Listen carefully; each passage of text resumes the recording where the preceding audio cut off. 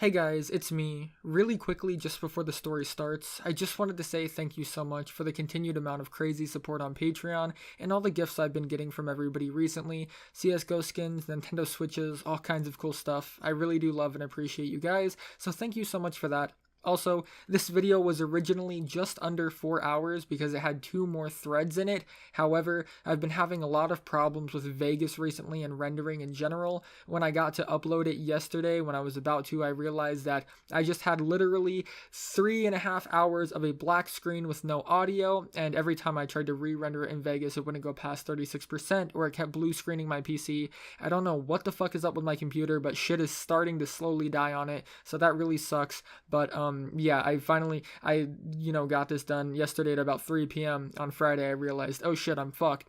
So this story, this part was done in the span of like 8 hours. I really grinded to get it done on time for you guys to have it today. So it is a day late. I'm sorry. Hopefully the length is, kind of okay at least. Just a lot of really shitty issues, and I apologize for that. But I did try my hardest to get you guys something out pretty good quality, relatively, in the same time frame. So without further ado, I hope you guys enjoy this part of the story, and I'll see you in the next one. Take care.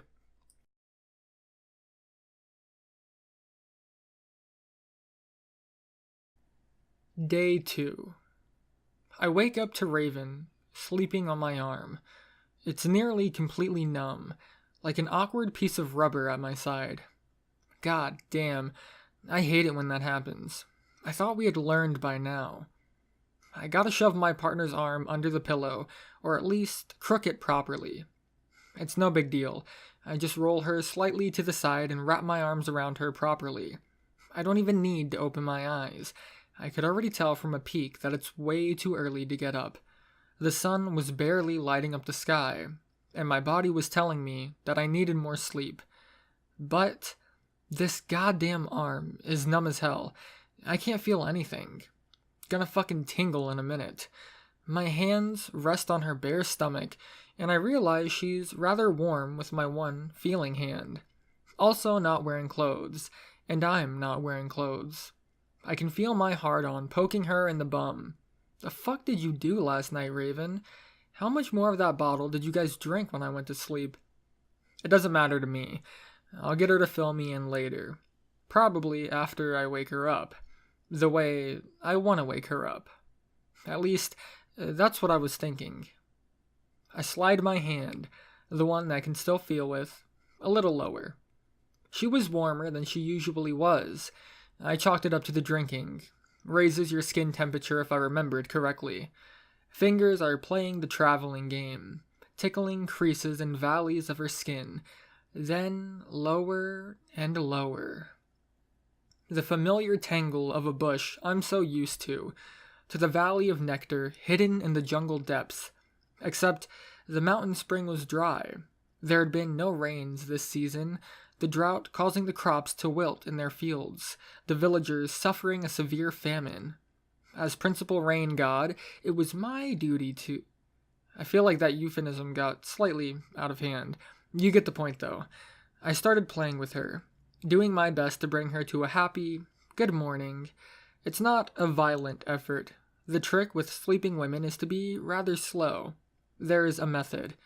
I teased her folds, dipping a finger around and into each one. I rubbed each of her lower lips, squeezed and pulled them lightly. I tickled the entire vulva, just with teases, until I could swear I felt goosebumps across her skin. I dipped just a bit into her wetness with a slick finger, and then used it to circle her clit. Slowly. All of it so very slowly. I was careful. This is something you have to do right. The major rule of a good morning wake-up is no penetration before the girl is awake. It's an important rule. You want them to get off right as they open their eyes. Anything before is wasted. Anything too late isn't a surprise. You don't want to give them that chance to prepare for the oncoming storm. All girls seem to go through the same steps of a wake-up, though. First, it's nearly nothing. Just you, them, and calm breathing from the both of you. Then, her body temperature changes, or maybe your body temperature lowers. Whatever it is, she feels warmer to the touch than you are.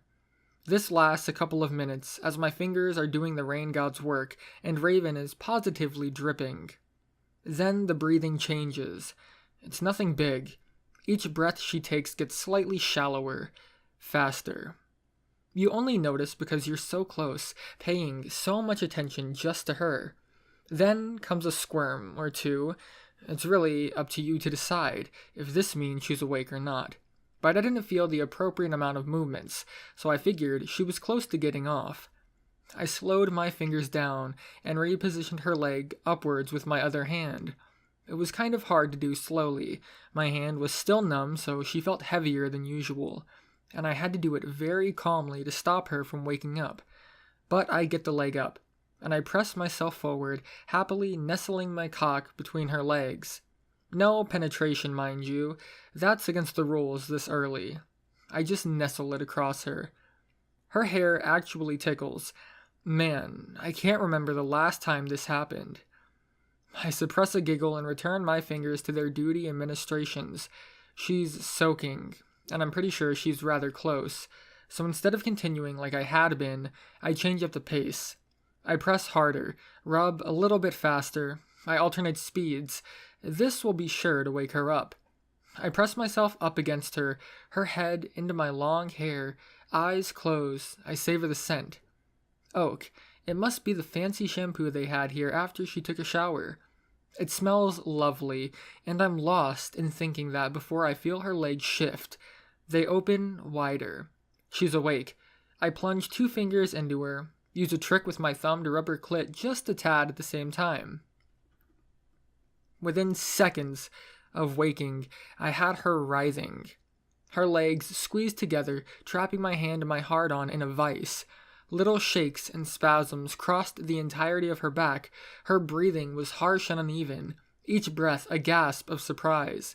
Then was a squeal. A rather un-Raven-like squeal. It means I did an amazing job. She was usually quiet. But I always expected gasps and whispers of appreciation, but when I made her squeal, I know I did it very, very right. I smiled to myself. She had to be in a great mood all day from this. I guess I should take my reward now. I pulled my not-so-numb hand up to her chest, cupped more than a handful of tender flesh. I pulled my crotch back and repositioned myself at her entrance. I felt her tense up instead of relax, which was weird. It made me second-guess myself. I froze, which meant all the details caught up. I exhaled dejectedly. That was it. The end of me. I'm fucking doomed, in a load of shit I'm never going to escape from. It's only the second day, and I'm not going to make it out alive. I've made a terrible mistake, haven't I? Raven didn't have more than a handful of chest to grab. I should have known, really. I knew Raven. I knew all of Raven. This girl's skin was a different texture. She smelled like soft oak. She breathed differently. Her curves were in the wrong places, and her butt was slightly bigger. And she was just a bit taller. Even her pubic hair was a different texture, softer and less thick. I should have been able to tell just from the way she was lying across my arm when I woke up, but I didn't. I retreated my hands to safer positions. I had a rough idea of who it was. At least I hoped I did. I was formulating battle plans in my head, eyes still screwed shut. Neither of us are moving, even though I know she's awake. If I had realized before she was awake, I would be fine. I could have escaped, but I just gave one of these 3 girls a very good morning. My plans were as follows. If it's glasses, I'm probably fine and won't be dead. I'd beg her to pretend it didn't happen and she'd hold it over me until she managed to seduce me again. I really didn't want that. Still, it would postpone death. I could live with that, temporarily. If it was Gadget, it would be tricky. My best bet would just be say, I thought she was Raven, and ask her to keep it a happy secret between us.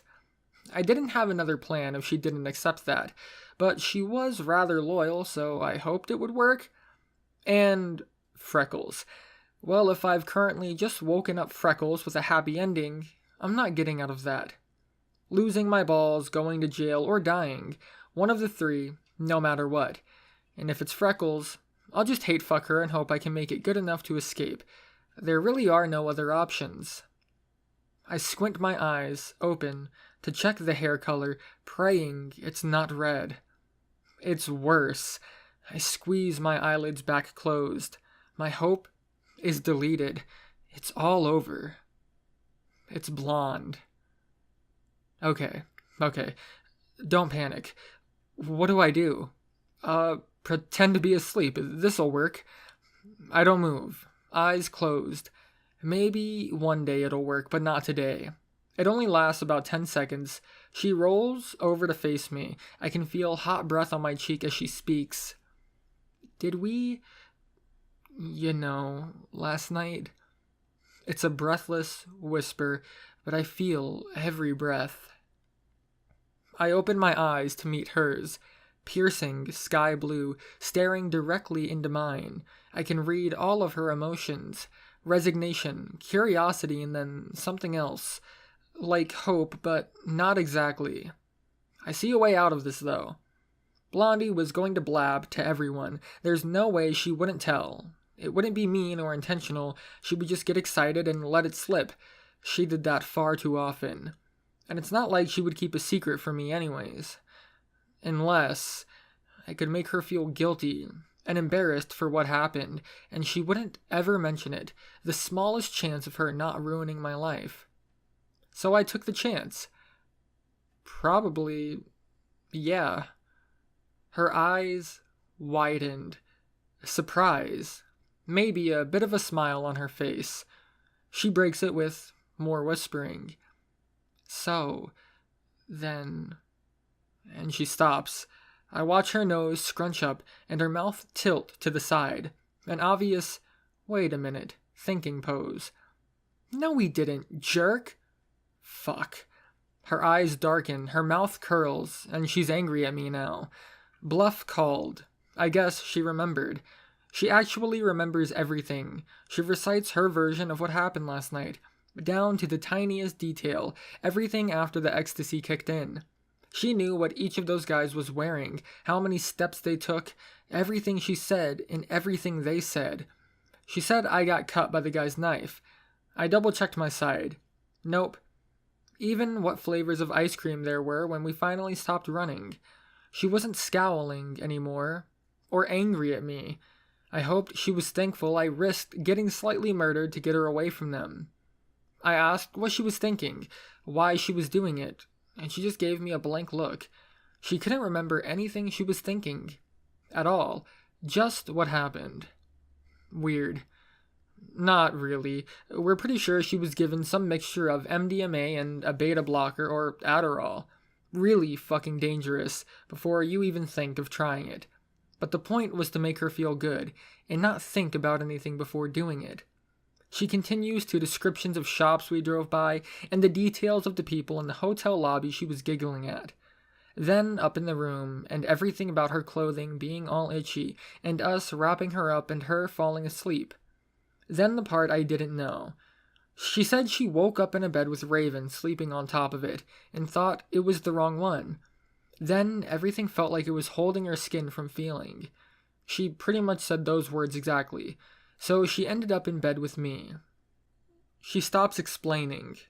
But that doesn't actually explain the last part. Why was I naked? She's quiet. She starts blushing, a crimson so deep she was starting to go infrared at the edges and turn invisible. Your clothes were itching me too. I sigh. Yeah, well, thanks a ton, Blondie. I'm somewhat impressed she managed to undress me while I was sleeping, but everyone tells me alcohol makes me kinda hard to wake up. She's still a deep crimson, and asks the ever-so-important question. So, if we didn't, then why were you... It's cute. Like she doesn't want to say it. Admit it happened. There's plenty of things I could say here, but I just picked the truth. I thought you were Raven. Sorry. I try to make myself sound sincere. I really was. I mean, what else was I going to do? I was pretty much screwed here. I only had a couple of seconds before she got up crying, or screaming or something. I must be completely misreading the situation, however, because it doesn't seem like any of those things are going to happen. Instead, she kind of looks at me with a very funny look on her face. This is the kind of look you either run from, or run from, or run from, if you're not romantically involved with the girl giving it to you. This is the kind of look a 15-year-old gives you at a party, and you about face and pretend to be gay. I wasn't wearing my thinking cap this early in the morning. She starts. Is that what waking up next to someone you love is like? That question caught me off guard, and she follows it up pretty fast with a correction. I mean, is that how you usually wake her up? She sounds remorseful. I can't read her nearly as well as I would like to. I answer honestly. No, not as often as I would like. Really, the truth was that I had been trying extra hard the last couple of months. I had internal doubts that Raven actually even enjoyed our time together as much as I did, and I had made as much effort as possible to try to make sure that she did. It's a really hard balance, trying not to come off as clingy, while making time you do have together that extra special that you assume she wants. Blondie realizes what my response implies, even if she doesn't get the rest of my mental lapse of logic. She changes to a soft smile. She's lucky to have you. That tiny bit of jealousy shines through. She'd be green with envy if she found out you woke me up instead. I fucking knew it. I'm so fucked. She's not trying to blackmail me, Anons. She just... Well, let's say we're pretty sure we all know her secrets. She just blabs them out sometimes. But I had to treat it like blackmail anyways. I grab her shoulders and force her to stare me in the eyes. You can't tell anyone. It was an innocent mistake. I'm dead serious. I couldn't imagine the shitstorm this would cause if any of the girls learned. If Raven would learn. All my work to try to salvage us from rocky slopes would be gone. She actually looks at me hurt, like I just yelled that I don't trust her. But I don't, and she knows that. She still gets angry at me like it was some kind of big news or something. They always do. In an almost defiant speech she gives me, I won't tell. I know what that would do. I want to believe her. She doesn't have a mean bone in her body. Unless the topic involves boys, which I'm pretty sure in this case it involves me. Hence why I'm doomed. I just want to know what she wants from me so that she absolutely won't tell. She's really bad at this blackmail thing. I start listing. Do you want me to buy you something? Finish you off again? Be your slave for a day? Racking my mind for things I can offer that won't get me into too much shit. She's really hurt now. Stop. I don't want anything. Just what? She's gotta want something. Watch. Just you watch. They always do. Just, let's go back to sleep. I'll make up an excuse when everyone else wakes up, okay? She curls up into my arms when she says that. I'm painfully aware that she's still very naked, and is pressing all her girly soft parts up against my manly hard parts. Pretty much suicide to go along with her request, so I push her away softly. You know I can't. My words mean a lot of things. I hope she takes the softest ones. I get up and roll out of bed and take stock of where my clothes are. The first thing I see is Raven, sleeping upside down, feet on the pillows of Blondie's previous bed. She's sprawled out, mouth half open, in a silent snore. I stifle a laugh. I get around to finding my clothes on the floor. There's quite a few articles. Most of Blondie's outfit is here, along with a pile of what seems to be 3 different bras. One is Raven's. I recognize the design and know she hates wearing them to sleep. Most girls don't wear them to sleep, actually. One obviously belongs to Blondie, but the other could be anyone else's. I peek into the other room to check sleeping arrangements for clues. Glasses and Gadget are sleeping facing away from one another on one bed, and Freckles is on the other alone.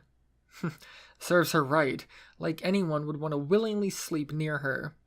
Gadget, however, is cute as fuck. She's got her hood pulled up and her headphones on, a cute little face curled into an innocent smile. I squirm a little, almost anime style. This is so fucking cute. Only person I know who can go to sleep listening to music. I've tried. I can't do it. Her brain just operates on a higher level than everyone else's. I swear. I sneak away and find my underwear and pants, and no clue where my shirt or jacket are. It takes a bit of searching to find them on the other side of the room. God damn it, Blondie. I pick them up and start to put the shirt on, and then I stop. It's got a huge gash down the side, and so does the jacket. Holy fuck. What the hell happened? I remember Blondie said she thought the guy cut me with the knife. He got that close? I turn around and she's still watching me without any expression on her face. I show her the cut in the shirt, pointing and grinning like a fool. She doesn't smile. It's more of a full white mask, with wide eyes as all the blood drains from her cheeks. I mouth, "You owe me," and she doesn't even move. This is good enough for guilt. She won't tell. Fully clothed, I grab a big pillow and lift Raven's head up and place it under. Then I wrap the blanket around backwards, slide in beside her, still upside down, and wrap us up and hold her close, as if the harder I squeeze, the more of what I just did goes away. I actually don't sleep. I'm pretty sure I can feel Blondie's eyes staring at the back of my head the entire time. I just pretend to be asleep when Raven wakes up. She has to pull out a crowbar and pry me off, but I blink my eyes a couple of times and catch a smile. I did good, I hope. She tries to escape off the bed after prying me off, which I stop by grabbing her ankle, and rather forcibly dragging her back, hand over hand through squirming and kicking until she's back beside me. Then I hug her again. Tight. A warm, loving, head-over-shoulders embrace. Then I release her. Okay, you can go now. Like I said, I had been trying extra hard these past couple of months to make any time spent with her special. In my mind, it was working. She let out a squeak, though, and the good old fall back when women want to pretend they aren't embarrassed, in a good sort of way, by what you've just done. If you squeeze any harder, I'm going to pee. Me too, Raven. Me too. She heads to the bathroom, and I rummage around in our bags for the proper Ziploc bag of toiletries. I show up and start brushing my teeth, admiring the bathroom as she tinkles away with utmost concentration. I don't know when this stopped being embarrassing for either of us, but it happened. I don't even peek. She just gets up and scooches me out of the way and brushes her teeth too. No romance. Teeth must be brushed first before kisses can happen. Except she just leaves, and I don't get a kiss when she's done. Aw, that's why I was here.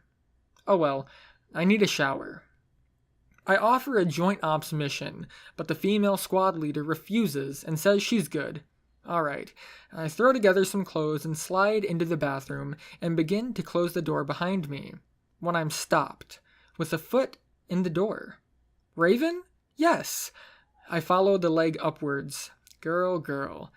I wouldn't mind. Oh no, it's definitely not Raven, it's Glasses.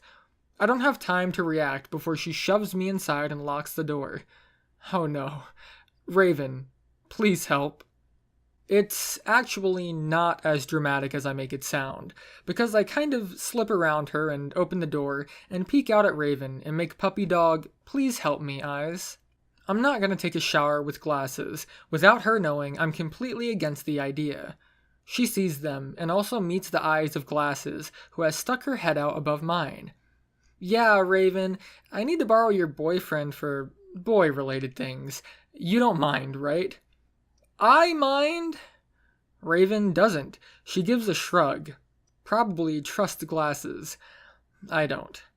I'm trying to silently tap SOS on the bathroom wall, but I get grabbed by my collar and dragged, kicking and screaming, back into the bathroom. Now it's as dramatic as I made it sound. As Glasses stands between me and the door and grins her evil grin, eyes flashing a crimson amber for just a moment. Then it's gone. I gather up as much willpower as I have left and turn away from her and start undressing. There's just enough to survive a shower if I ration it over the entire thing. I know she's probably already naked behind me. God damn it, Glasses. I get to my underwear and I stop. Glasses asks me, "What are you doing? Put these on." I turn around. She's holding out my swim trunks, and she's wearing a two-piece bathing suit. Rather loudly, she announces that it's new, and she wants my opinion on it. This is a far more innocent premise for a shower than I initially thought. She gets a flash of my butt as I changed. Then I'm clothed enough and shower can commence. It's actually rather innocent. I pass her the soap. She soaps up arms, legs, non-perverted things. I wash my hair and she washes hers. Normal shower stuff. The shower even has this huge nozzle so we don't have to stand close. I don't have to use any willpower besides a teeny tiny bit to keep the boner down. Then, 10 minutes in, she reminds me why she got in with me. "How do you like my swimsuit?" she says, doing this little pirouette, and flashes it with a grab of her boobs and a pull upward so they bounce as they drop. This gets my attention, but I snap my eyes away and try to judge the suit itself and not the girl in it. It was rather nice, a different color flower print in cyan, purple, white, and a couple of other swimsuit colors. A two-piece bikini, really, and she had the body for it. It looked fine, but she didn't want to hear that. She wanted me to tell her it was ravishing, beautiful, jaw-dropping. You know, girls never want your opinion on the bikini, they want it on how good they look in it. I pick my next words carefully. I think it rather nicely completes the package. A good start. Now I've got to take the shot. I give her a compliment she won't forget. That doesn't involve me at all. You're gonna make all of the girlfriends jealous when the boys they're with can't keep their eyes off you. She's beaming. Alright, time to finish it with a slam dunk. Then they'll bitch to their bros later, asking why their own girlfriends can't ever be that ravishing. Perfect compliment. Her ego is inflated to near popping status. That's why she brought me in here anyways. She just wanted compliments. But remember, I've grown up with girls all of my life, and trust me on this one. You can't just compliment them. You absolutely have to pull them down a little. If you just compliment a girl constantly and put yourself down time and time again, eventually they'll believe it, and they won't pick you up from your lows. They'll let you wallow. Really believe they're as good as you tell them, better than you, too good for you. So as her good mate, I do my duty. I smile and reach out my hand. I set the basketball hoop on fire.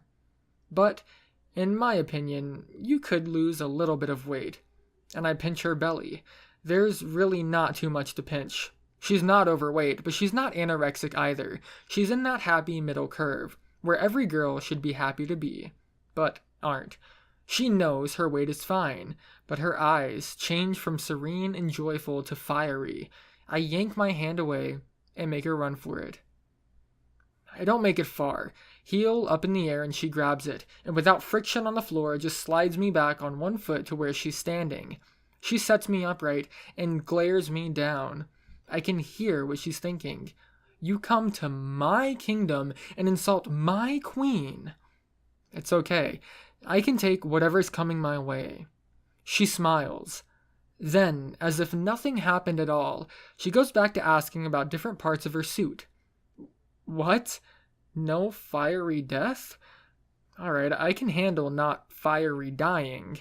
She goes on about how much she loves the pattern, and our shower continues as normal. And then, she gets to how soft it is, and how good it feels on her skin compared to the old elastic suit. I don't have any comments about that.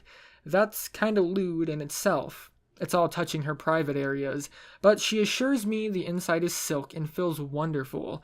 I want to take her word for it, but she doesn't let me. She takes my hand and goes, "No, here, feel for yourself," and places it flat on her breast. I concentrate on the fabric and not the delicious skin underneath, which is hard, because a pointy nipple greets me. I mention it feels nice, and I pull my hand away, but she continues. "Oh, actually, it's only on the inside. Here, feel it." She flips open the left part of her top, revealing a lovely breast and a white expanse of cloth behind the bikini top. I've already got a boner. There was no fighting it. She looked absolutely beautiful with her hair down and wet everywhere, and I realized my willpower was going to have to make some high rolls to get me out of this one intact. But she doesn't even let me make a roll for my life. She just takes my hand, leads it over, and places it on the smooth fabric on the inside of the top. To be honest, yeah, it was silk, And yeah, it felt really nice. I was barely even noticing the yelling off in the distance though. She didn't give me much of a chance because she let go of the top portion of her top and snapped it back, along with my hand, right against her chest. I snapped my hand away, but the deed was done. Lewd touching over. She strikes like a cobra. I'm against the wall. Her face is inches away from mine, and her hand on my crotch. She whispers her trademarked sultry voice I desperately wanted to avoid. So, do you think I'm worth ravishing? I've got no willpower. I realize I had a hard-on all morning for Blondie, and I didn't even get off once. I was pretty much instantly raring to go, and in my mind, it was probably fine if I did. Fuck the consequences. She'd been working on me for months. It was amazing I held out this long. She seals the deal. I know a great way you can help me work off those extra pounds. I fail my dex check to roll away to safety, and my will save to shrug off the mermaid's charms.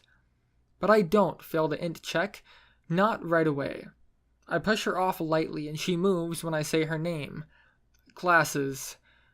I sink to my knees and end up sitting against the wall of the shower, looking up at her. I realize the tent in my pants is nearly taller than I am. I give her my ultimatum, my resignation. Listen, Glasses. If you really want me to do this, fuck it. Come down here. And she started to kneel. But I mean only if you really want me to just ruin this entire thing right now. You've been trying to get me to cheat on Raven for like half a year now. I'm just shrugging the entire time. I feel like shit, but whatever. It's better she hears it. I mean, I trust there's some reason, something you're not telling me or won't tell me, and I'm just too stupid to realize it. I'm blabbing out more than I wanted to say at this point. But seriously, if we're just gonna screw around behind our best friend's back, fine, let's fucking do it. I'm just kind of at that point. That was my break. I was done fighting with this stupid shit. She doesn't seem to have kneeled over, however, just staring at me. I don't really see her eyes because of the glare of the light, but she kneels down. She's actually got a ridiculously solemn and serious look on her face, like she's going to break the news that one of my relatives had died. That's another face you should always run away from if a girl makes it at you anons. She's got an awful sad look on. I don't want whatever news she's about to give me. Listen, there's something I have to tell you. Those fucking words. That yelling in the background had a perfect dramatic entrance as banging of multiple women seemed to have arrived on the door. Hey, I want to get opinions on my suit too. I think it's Gadget. You know, you have to say mine looks the best. Obviously, Raven.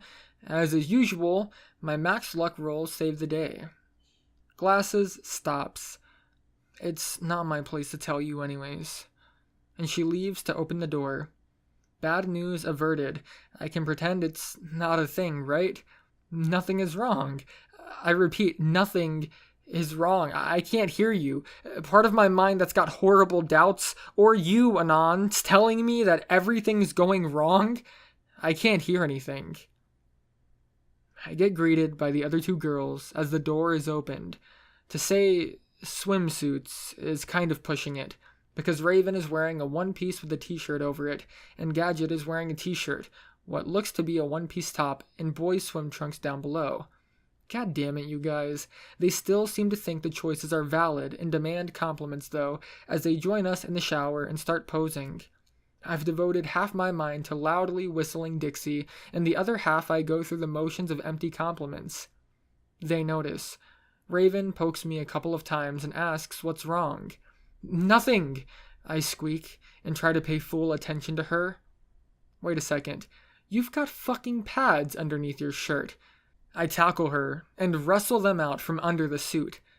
As I thought, my hands contact the same silicone pads she used to try to look older in a bra. I swear to God, Raven, I like your chest. Why do you always try to make it look sexier when you know I like you the way you are? I realize that actually came out as an accusation. I don't think she notices. She's just giggling and fighting me back, trying to wrest them away and put them back. She wouldn't need them if they were for me. The whistling gets louder, humming this time too. I enjoy the tickling, wrestling, and squirming we seem to cause as I try to get her to at least take off her shirt. She swam with me all the time without a shirt on. There was no big deal besides her chest envy. Gadget is onlooking with an air of entertainment and a slight bit of worry. I see her eyes catch mine. You better not try to take mine off too. But it comes with a smile, either a challenge or she's laughing at how I've pinned Raven into a tickling embrace. I smile back. Nah, that's the most of your skin I've ever even seen. Then I grin, partially from Raven's fingers digging into my ribs, and partially because I find what I'm going to say rather funny. But you sure have some nice legs. She blushes, 4 feet into the air, and hides behind glasses. What is with these girls and self-image issues? I manage to pin Raven in the corner. I've got her arms and legs. She can't move. I go in for a kiss, and she dodges. I go in for another. That's another miss. 3rd time's a charm. I get her on the nose, and she smiles proudly as I let go.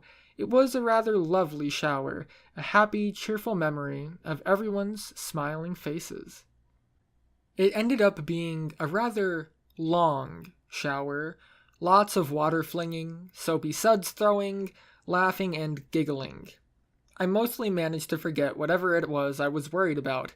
Instead, I concentrated on the wet women showering with me. It's a neat thing, showering with female friends, for a couple of different reasons. 1, it's an excuse to see them soaking wet.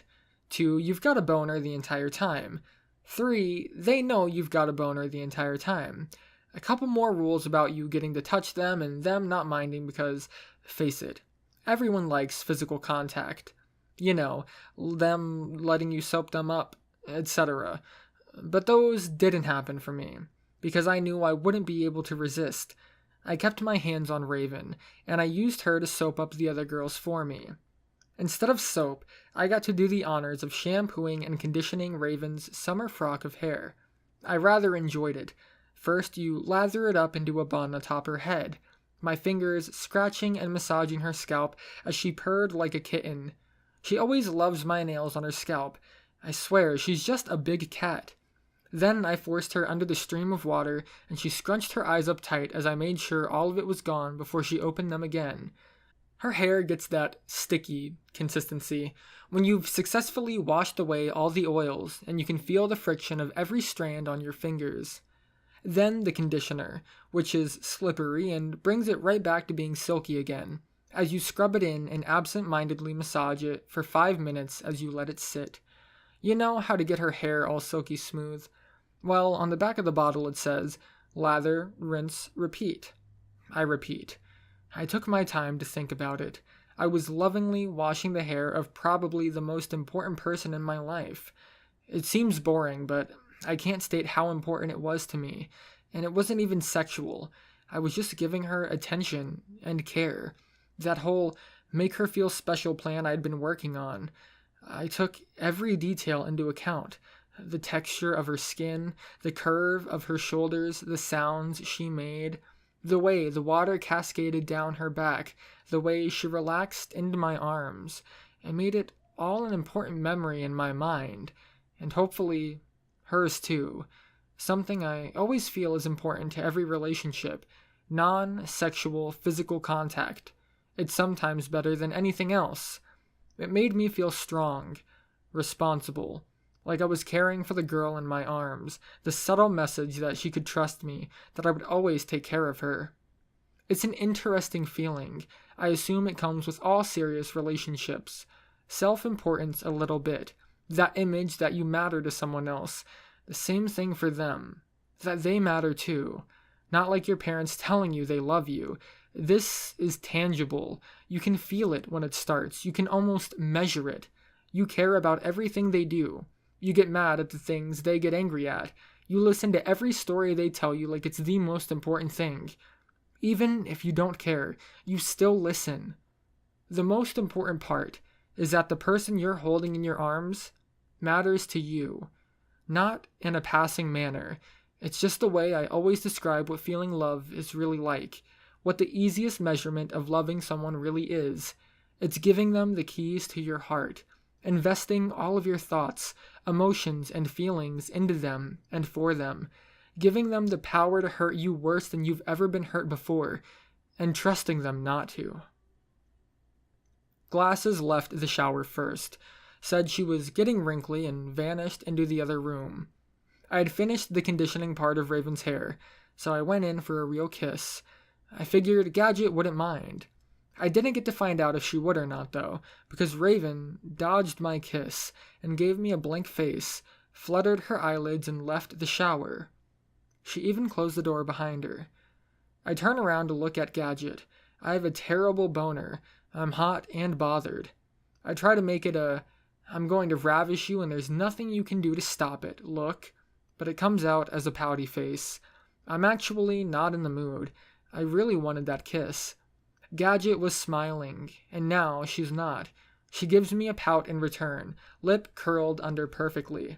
I forgot to mention how cute Gadget was. Probably the only time any of us were going to see her without her trademarked outfit. She had deceptively long hair, always had it hidden in a hood with just the bangs showing, but here you could see it. It was down to mid-back. It was dark brown, almost black in the water, but she had reddish streaks in different places. I never asked if it was natural or if it was highlights, but they were usually hidden, so I didn't see how it was the latter. I wouldn't put it past her on the former, though. She had her mysteries. If her skin color was exotic before, it was breathtaking now. Coffee with lots of cream was everything she left uncovered, but as you traveled up her legs, it got lighter and lighter, with hints of caramel mixed in. But that ended at about mid-thigh, where the shorts started, and her t-shirt stopped me from getting more than 2/3 up her arms with my eyes. This was as much of her skin that I'd ever seen, and frankly, if I was in a better mood, I would have wiggled into being able to see more. She didn't catch me staring because I was pouting, though. Try it sometimes. It works. I caught her eyes, and she offered up a conversation. Did you figure out why she's so back and forth with you yet? It was kind of obvious that Raven and I weren't as lovey-dovey as we should be, or as I wanted us to be at least. But Uncle Gadget was also my secret confidant. I told her all about our relationship troubles, or the ones I thought we had. I shook my head and caught her eyes again. I don't know if I ever described Gadget's eyes properly. They were 3 colors. Greenish blue on the outside, yellow next, and then brown in the very middle. Really, that's what hazel is in eye color, but everyone always thinks that's brown. They were really cool to stare into. My second favorite pair of eyes in the world. And they understood me, or gave me the impression that they did. She twirled her fingers around in a circle, and offered to wash my back, and continued the conversation at the same time. Now, you can pretend Gadget had some secret thing for me, and this was a romantic gesture, but her hands were tentative. She wasn't comfortable touching me, and I could tell. She moved her hands just to where they needed to go, no further. It was a gesture of selfless physical contact for my comfort only, as we discussed all the reasons that were flowing through my head. I didn't mention what Glasses had said earlier, but I quoted all of my fears. Cheating, mostly. She had guy friends that I didn't really hang out with, but she did on occasion. I couldn't figure out how she could be seeing any of them, though, unless she was lying to me when she did other things. Those little bits of thought are really what tear you apart in this kind of situation. It's almost got nothing to do with what she actually did, just how bad you make yourself feel about her doing it behind your back. Gadget reminded me that we'd been over this, and that we were pretty sure she wasn't, and that it had to be something else. We had formulated a master plan together, back when Raven ignored me for the first time for asking what was wrong. And by master plan, I mean absolutely awful. I had come back to Raven, begging and pleading. I told her the only reason I got all clingy and protective was because I thought she was cheating on me with another guy. I went on and on about how it pretty much was just shredding me apart with that thought. Honestly, the being with another guy part wasn't even what got me. I always considered sex and making love 2 entirely different things, an important distinction to make. Sex without love is just empty entertainment, and it's not always when you're in the best state of mind. While fucking another guy would hurt, I had too much of an ego to believe she really loved someone else more. Even though I told her time and time again that's what I was worried about, and time again she told me that that wasn't the case, it wore on me. So Gadget suggested a plan. That maybe Raven was scared of how I would react, and I should offer her an out. So I proposed an open relationship if she wanted it. I offered her a chance to just tell me if she was seeing anyone behind my back, and I could go try someone else, and we would be even and fine.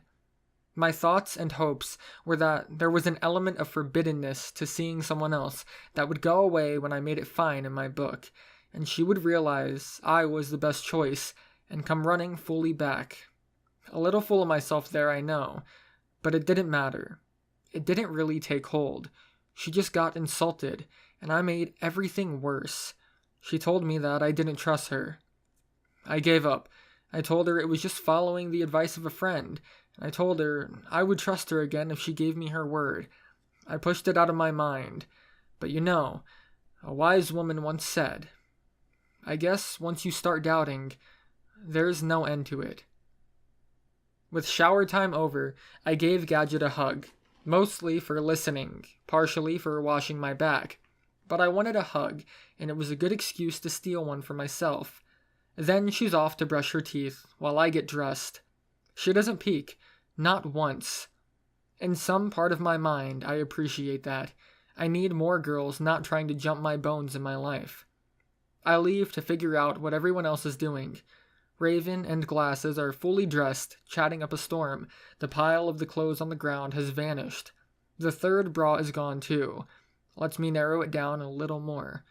I peek into the other room. The shower is running in here too, and Freckles is still asleep, mouth wide open. I guess Blondie is showering. I may as well poke the bee's nest. I knew better than to torment Freckles, but it was just too damn entertaining. I stood over her and ripped the sheets back, yelling, "Rise and shine. Wake up and smell the ashes." She wasn't wearing nearly as much clothing as I thought she was. A long t-shirt and panties, both rather loose. The screams confirmed that. And then the chasing. I ran like hell. I closed the door between the rooms, barely in time, and lock it. Back to the door, barricading against it, the banging.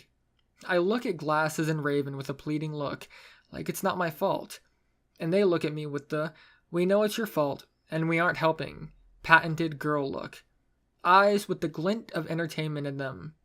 Then the banging stops. Uh-oh. 30 seconds later, the front door of the room opens. There's an angry redhead at the door. Oh no. Wait a minute, that card. I left my key card in there. The next couple of minutes are me getting chased around the room. I'm jumping over beds, dodging between the other women. Raven and Glasses are just smiling and enjoying it. Freckles is screaming profanity and things she's going to do when she catches me. Holy fuck, she's fast. But I manage to squirm free every time she grabs me. I grab the metal bowl off the counter in the bathroom, squeeze under her arms and out the door and run into the hallway. It's a hotel, so the hallways are huge, covered in ugly carpet, well lit, and empty as hell. I hear screaming, so I know I'm being chased. I find the big machine down the hallway, the one in the little cove all hotels seem to have. I put the bowl under it and start grinding. It's the perfect plan. She needs to cool off. I get 2/3 of the bowl full of ice before she's pummeling me. Good enough, I guess. I pull her in and press her up against the wall. We're pretty out of sight from the hallway, I hope. She's still hitting me. Slaps and punches are connecting and she's screaming. I slap one hand over her mouth. The other, I grab a handful of ice and drop the bucket. It lands with a loud thud on its side and a clatter as the ice falls out. Then, I drop my hand under her shirt, pull back her panties, and drop what must be 5 or 6 ice cubes right into the crotch before I let the elastic snap back. This was my plan all along, so I have my legs forcing hers apart so she can't squirm. She squeals through my hand, but then it stops. I see a look of recognition in her eyes, and blatant defiance as she moves her hands. I catch them, pinning them against the wall too. She looks as if she's going to start screaming again. Her eyes sure are screaming, that glimmering, fiery green again. But she doesn't. Maybe because we're in a public hallway and she's barely dressed. It registers in her mind. Instead, she gives me an angry statement. "You asshole, let me go!" But I watch as the heat drains out of her eyes and she starts to shiver. I feel like a serious asshole for doing this. But, I mean, she slapped me a couple of times and I feel like being an asshole to her. I give her an ultimatum. Say you're sorry for hitting me. It's an easy goal. I'm sure she can do it. I'm firm. I stare her in the eyes. Still, that quiet defiance. She starts trying to squirm, and I can tell it's freezing. I'm still stronger. She won't get out of it that easily. "No, you pig! You're hurting me!" She was shivering now. I was counting in my head, or trying to. 30 seconds had passed, and she was still trying to struggle and escape. I could imagine how cold her privates were feeling right now. "I'll kill you." Teeth chattering. I've got a grin on, but she's nearing the minute mark. I bet everything's going numb. She's still struggling, but it's weaker than before. I don't want to cause lasting damage. 2 minutes at most if she didn't apologize. I could guess how sensitive girl parts are. I would be crying for mercy at a minute 30 for sure. She spits in my face. Mercy? I'm afraid my condition has left me cold to your pleas of mercy. 3 minutes is fine by me. Her stare doesn't let up. It's still unrelenting. And I'll be honest, I was the one who was wavering. She doesn't even say anything, just glares at me like it's a contest of wills as to who will win. I'm half enjoying this, half listening out for anyone else. Such great payback for all the other things she had done to me. For half a year she'd been trying to break up Raven and myself with rumors, claimed I was cheating with other girls behind my back, but always played it off as rumors she'd heard. I knew it was her. I always told everyone it was her. And nobody ever believed me though, and she just fucking smirked every time and got away with it. Get away with it now, bitch. I realize I might have some pent-up rage against this girl. I couldn't be sure I didn't blame her for fucking up my relationship with Raven in the first place, or sowing that fucking seed of doubt by trying to tell me she was dating someone else. Minute and 45 mark. She's not wavering. I'm not sorry, asshole. Her teeth are chattering up a storm, and I realize she's not going to give up until I cause some major damage. It's 3 or 4 minutes for major frostbite, and 2:30 for minor. I'm not heartless. I count out the last 15 seconds and let go. Her hands snap down to her underwear and rip them down. I step right back as I hear a crackling, ripping sound, and she lets out a yelp, clasps her hands over her crotch, and sinks to the floor. I have no clue what that would be. I'm worried it's not skin or something. I could swear I'd been able to keep a consistent count. Kneeling down, I take a look at the panties. The ice cubes are stuck to them, and covered in red hair. Oh, fuck. They had melted, stuck to her hair, and then refroze again. I tumble over laughing. I can't stop. Oh man, that is too good. Awful. I feel like a major ass, but that's too good. She's just sitting with her hands clasped over her rather numb and tender loins. I hear her mumbling, "I hate you," over and over and over. Yeah, I fucking hate you too, Freckles, but that's probably payback enough for most of the shit you've done lately. Since I'm male, we're pretty much best bros now that we fought properly. That doesn't mean she agrees, but I've temporarily chosen to forget her crimes against me. Plus, I was feeling a little bad, even if I was smiling. I grab her panties and give them a shake. The ice cubes peel off and clatter to the floor as the fabric changes shape. Just gonna let the janitor deal with those. I grab one of her arms and force her to her feet, the other hand still clasped over her crotch. She complains the entire time, screaming, "Don't touch me," and "I hate you," both back to full volume. I guess that's the way the cookie crumbles. I ignore her compliments and tell her to lift her leg up, which she does surprisingly enough. I help her put one leg through and then another and pull them up. I'm a gentleman. I don't look down, but I see her face cringe as the cold and wet spot touches her skin again. Then I look at her eyes. They're stormy and a shallow, shale gray. She's crying. Fuck. I really feel bad now. She mumbles out a couple of I hate yous, then a pained, it's still numb but it stings. Tears are streaming down her face as I help her waddle down the hallway. Then she gives me my favorite Freckles quote, one I'll remember forever. You broke it. I manage not to laugh in her face though. Barely. I just tell her to rub it to make it feel better, laughing even harder internally. We get to the door and I knock calmly a couple of times. Freckles had her hands in her panties the entire time. She rips them away when Glasses answers the door, which doesn't help much as we both came inside, because she's still shivering and has nipples pointing towards the heaven through her shirt. I just informed the two other girls, I'll tell them later, and shove Freckles into the bathroom and close the door behind me. She's instantly got her hands back in her panties, and I'm worried I did far more harm than I intended. That's not all I get. I also get a, fuck you, get out, and I'm going to kill you. Yeah, we know. I turn the sink to hot, and grab a small towel off the rack and put it in the basin. Then I turn around and demand she takes off her panties. More screaming about me being a pervert, some things about me being gay, a couple of words about the size of my penis, and I think she says my nose is ugly. I just rip her underwear down. She screams about bloody murder rape. God, I think the entire floor of the building can hear her. The girls outside are laughing though, and I'm really glad. They would really complicate things if they believed her. I don't give Freckles a chance to bitch at me or start hitting me again.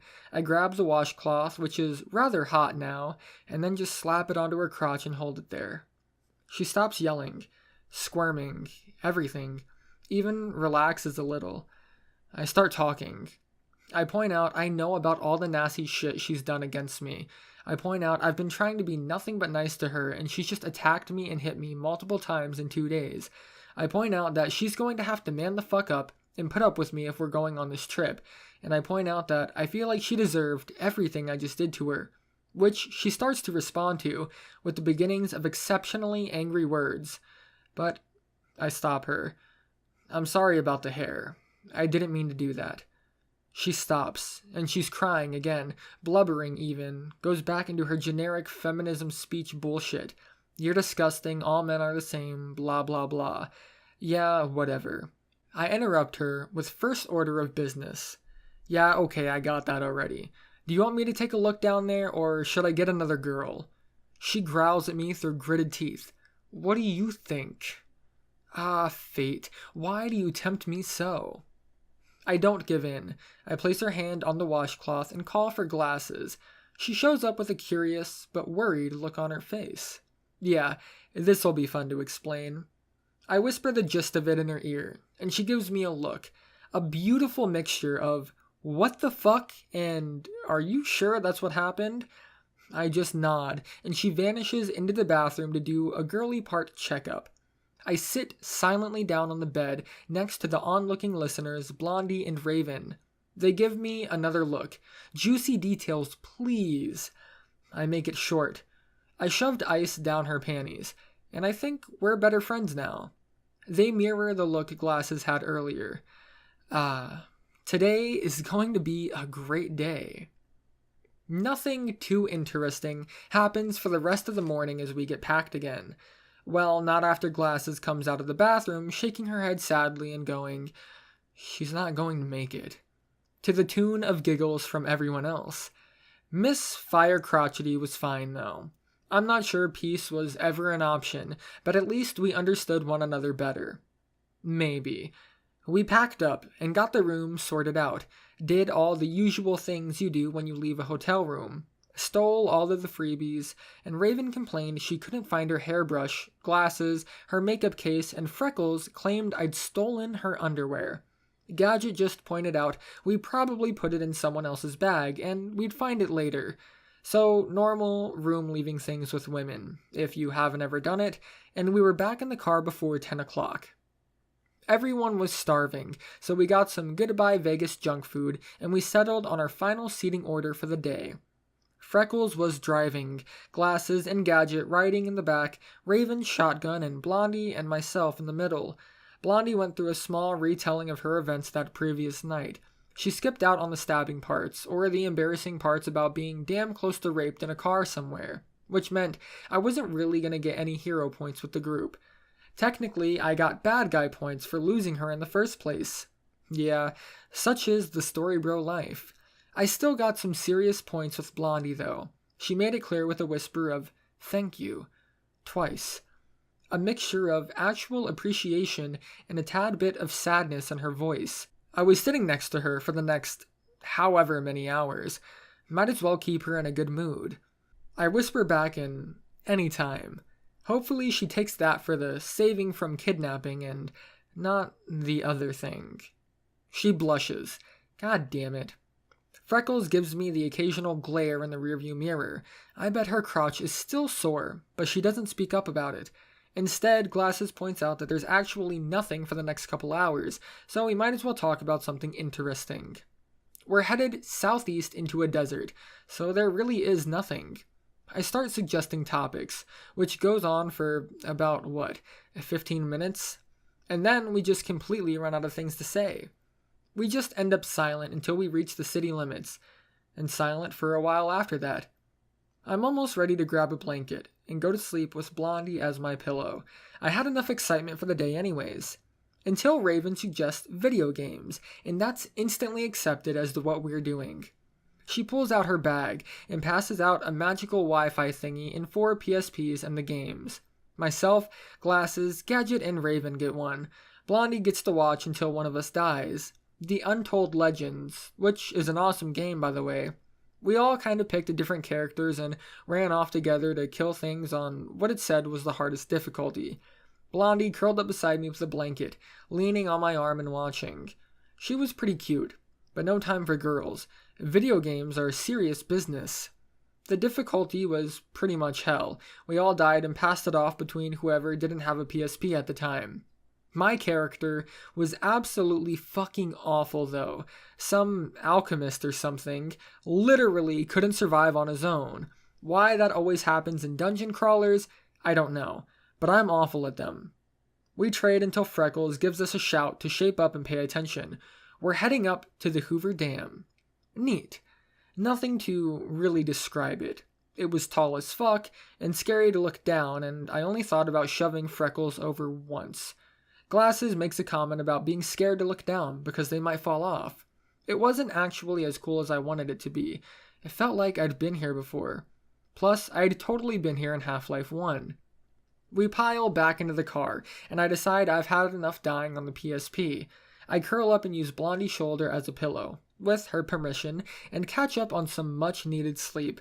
Except, I'm awful at sleeping in cars, so I just close my eyes and listen to the sounds of the car for a while.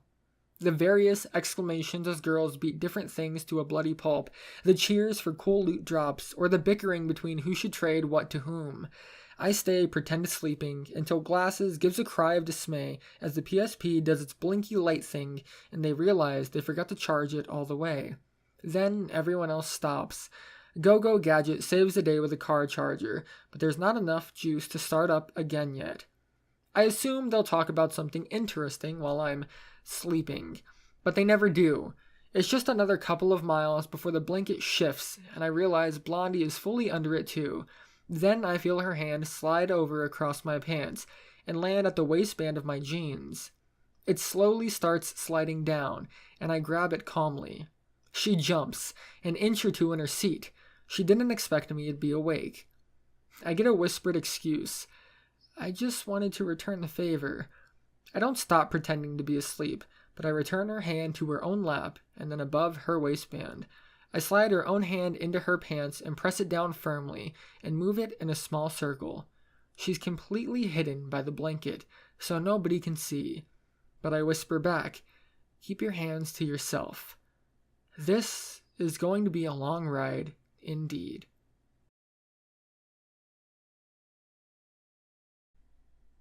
I don't really know what Blondie did under that blanket. I pulled my hand away and had it resting on her stomach for a while before I fully pulled it back.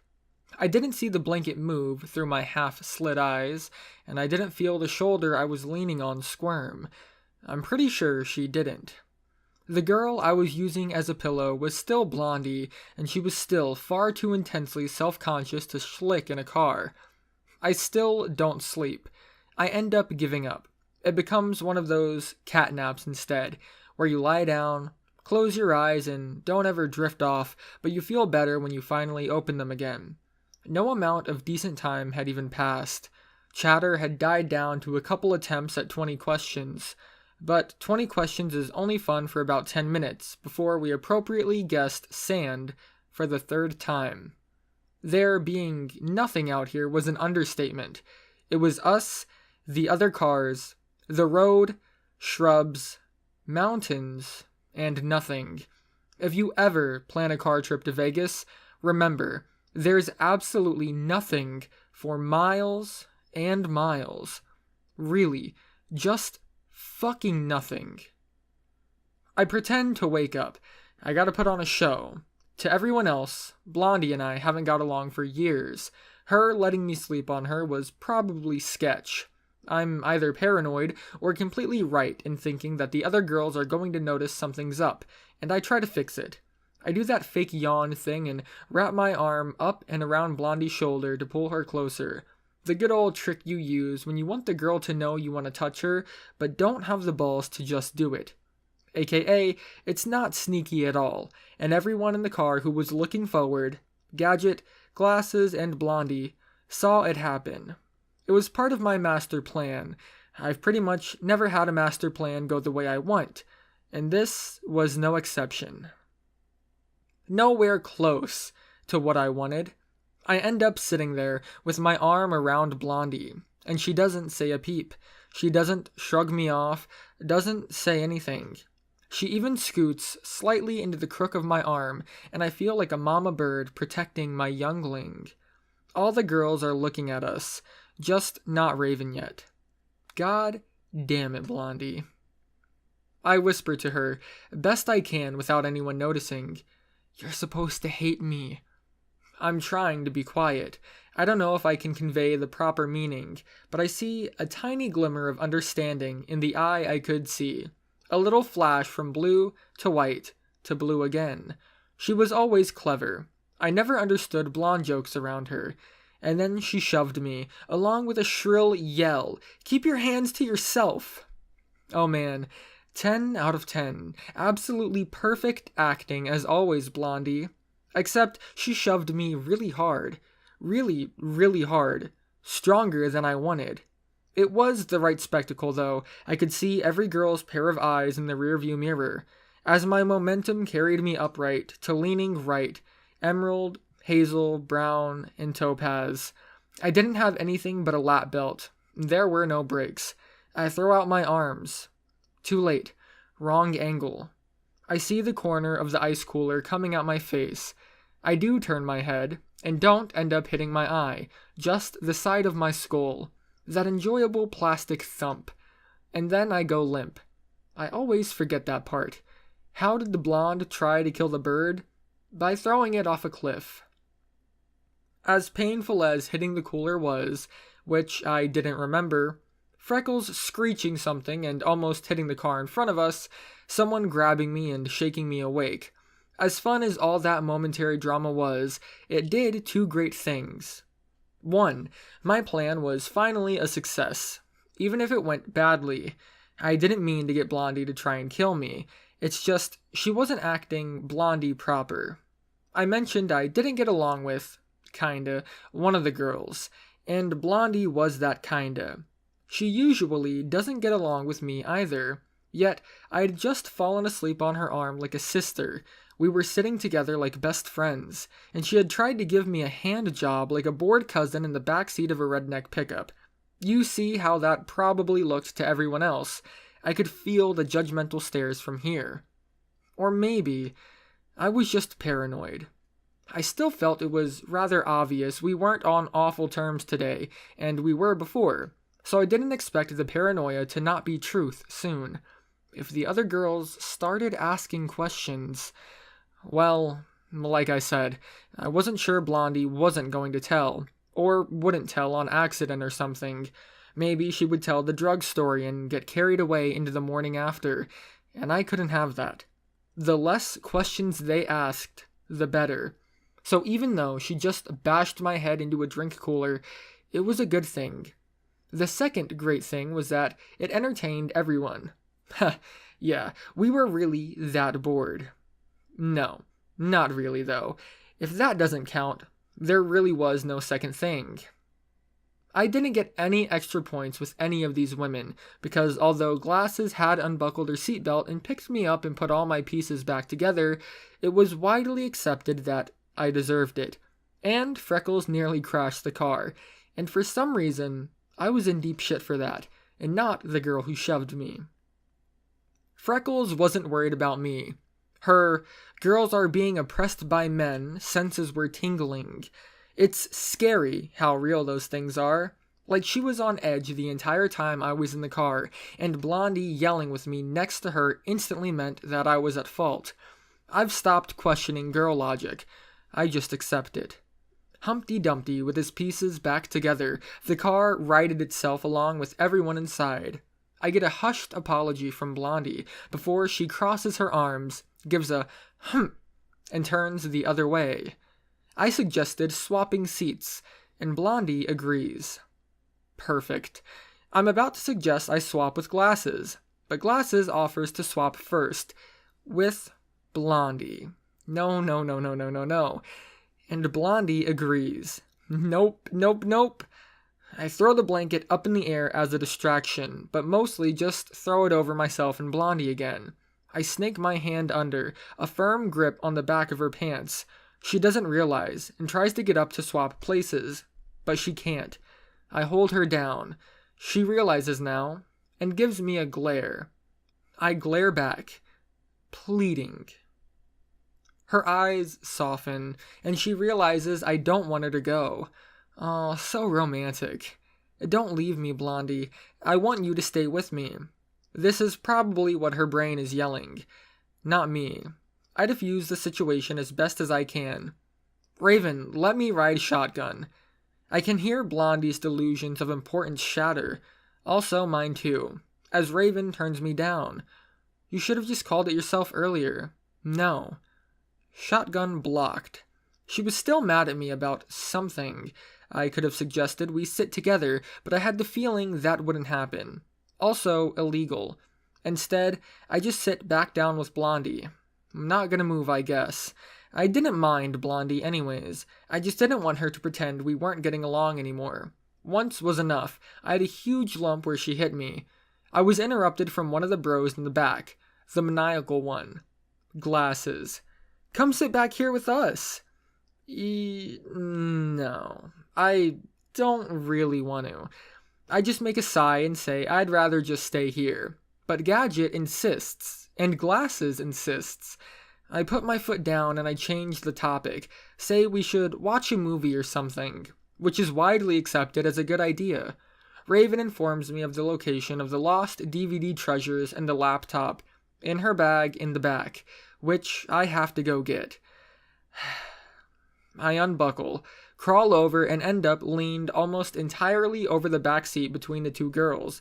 The laptop is under piles of Raven's clothing, including socks, underwear, and frilly things I've never seen her wear before. It's an adventure indeed. I'm ready and expecting to get a slap on the butt. Anything. But it never happens. I'm just wiggling out there and not a single touch from either of the women. That's a good thing. I just was surprised at Glasses is all. Maybe she's got it out of her system. I sink into the middle seat to unfold the laptop, the cords, and our selection of movies, and I get whispered to, in my right ear, "Sit with us during the movie, or I'll tell them your secret from last night." I sigh, internally, and stare at Glasses. I can't see her eyes. The lighting in the car just kind of bounces off the window and makes the lenses shiny. I would be worried, but I don't know of any secrets I had last night. Technically the blondie one, but there's no way she would know I almost got stabbed, and that's not even a thing I'm worried about. I have that brief moment of contemplation. You know, the one where you go ahead, tell them, because you don't think it's going to be that bad. But then I really, really think about it. I know better. I sigh, and give her a defeated look as I agree to stay. I'll have to poke and prod her for details later, but I'm not going in unprepared.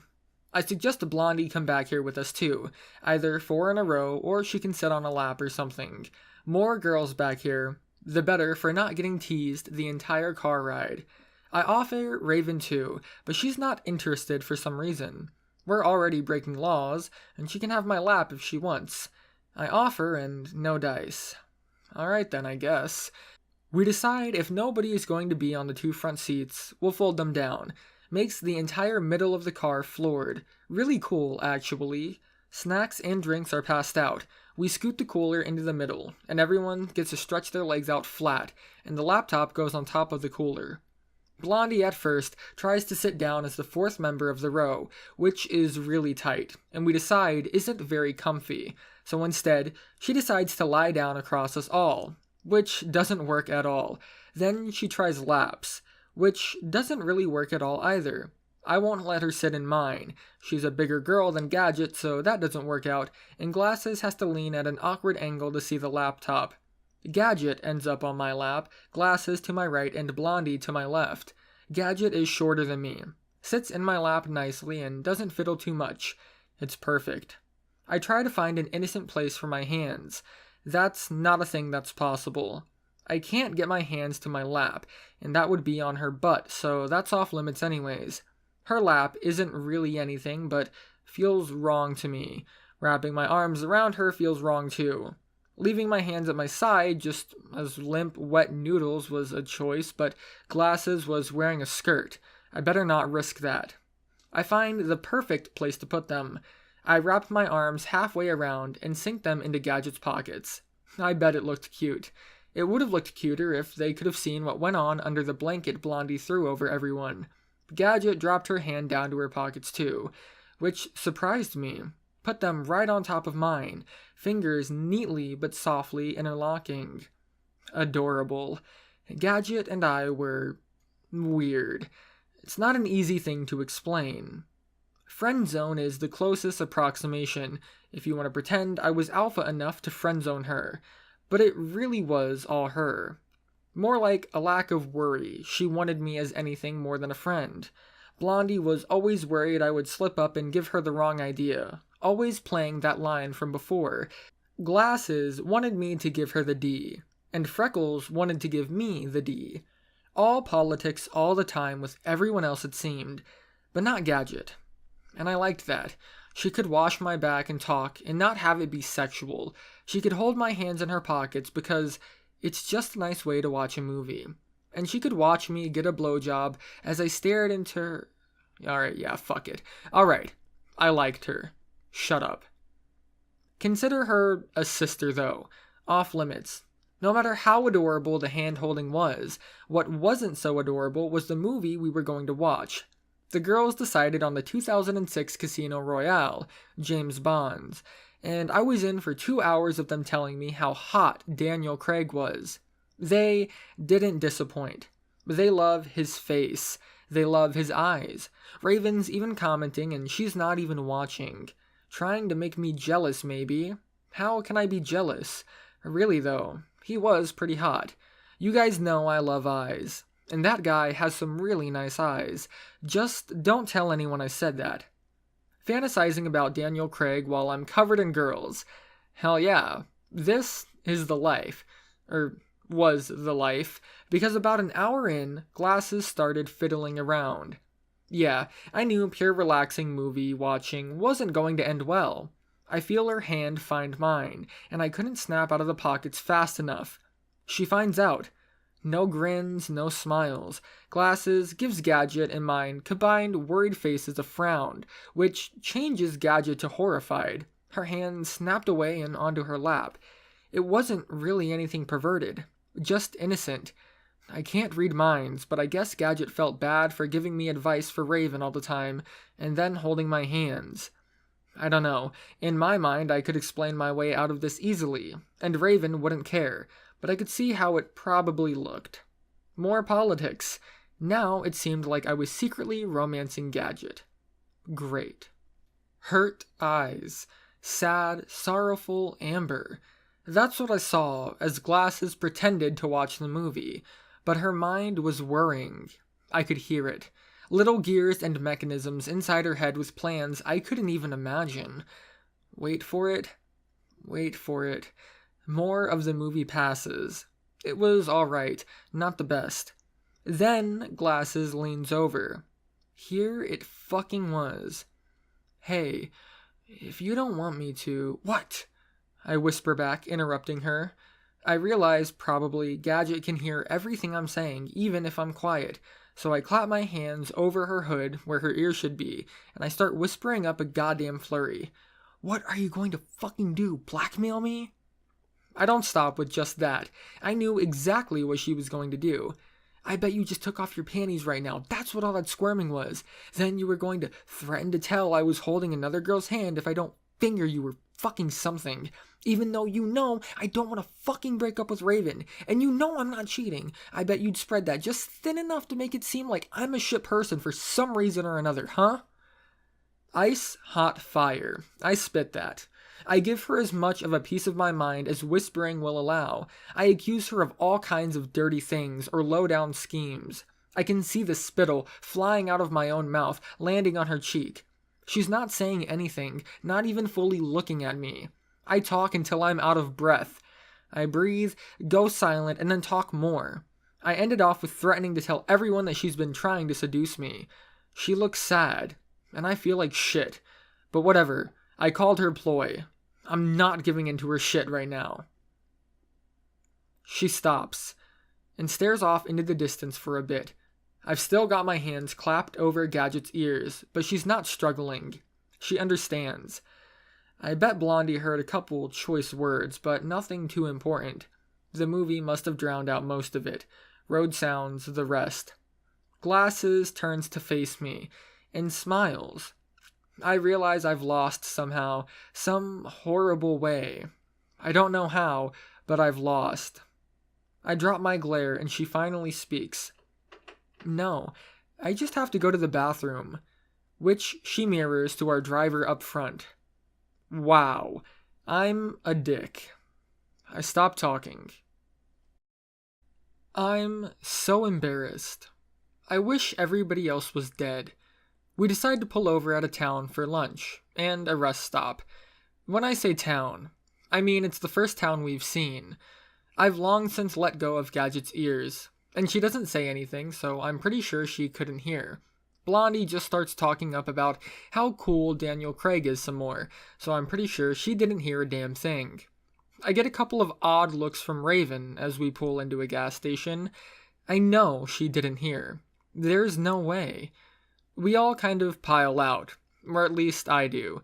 Freckles too, on gas duty. I use the bathroom and check the food selections. Poor. I ask if there's any great places around we could get food, and he points out a market up the street. I return to the car and outline the market situation, which brings sighs of relief, because it seems more than half of them had to pee and didn't want to use the gas station. I point out it was fairly clean for a gas station, but they don't care. I would say women, but really I expected it by now. We end up at the market. I don't go in. I'm sulking. I thought I finally won against Glasses, but I didn't. I wasted all my steam, and now I was just back to being sad. Gadget stays too. Everyone else leaves. Raven is in charge of scouring lunch, so we let her go and do her thing. I just lie down on the flat space in the middle of the car. Doors closed, girls vanish into the store, and I remember Gadget...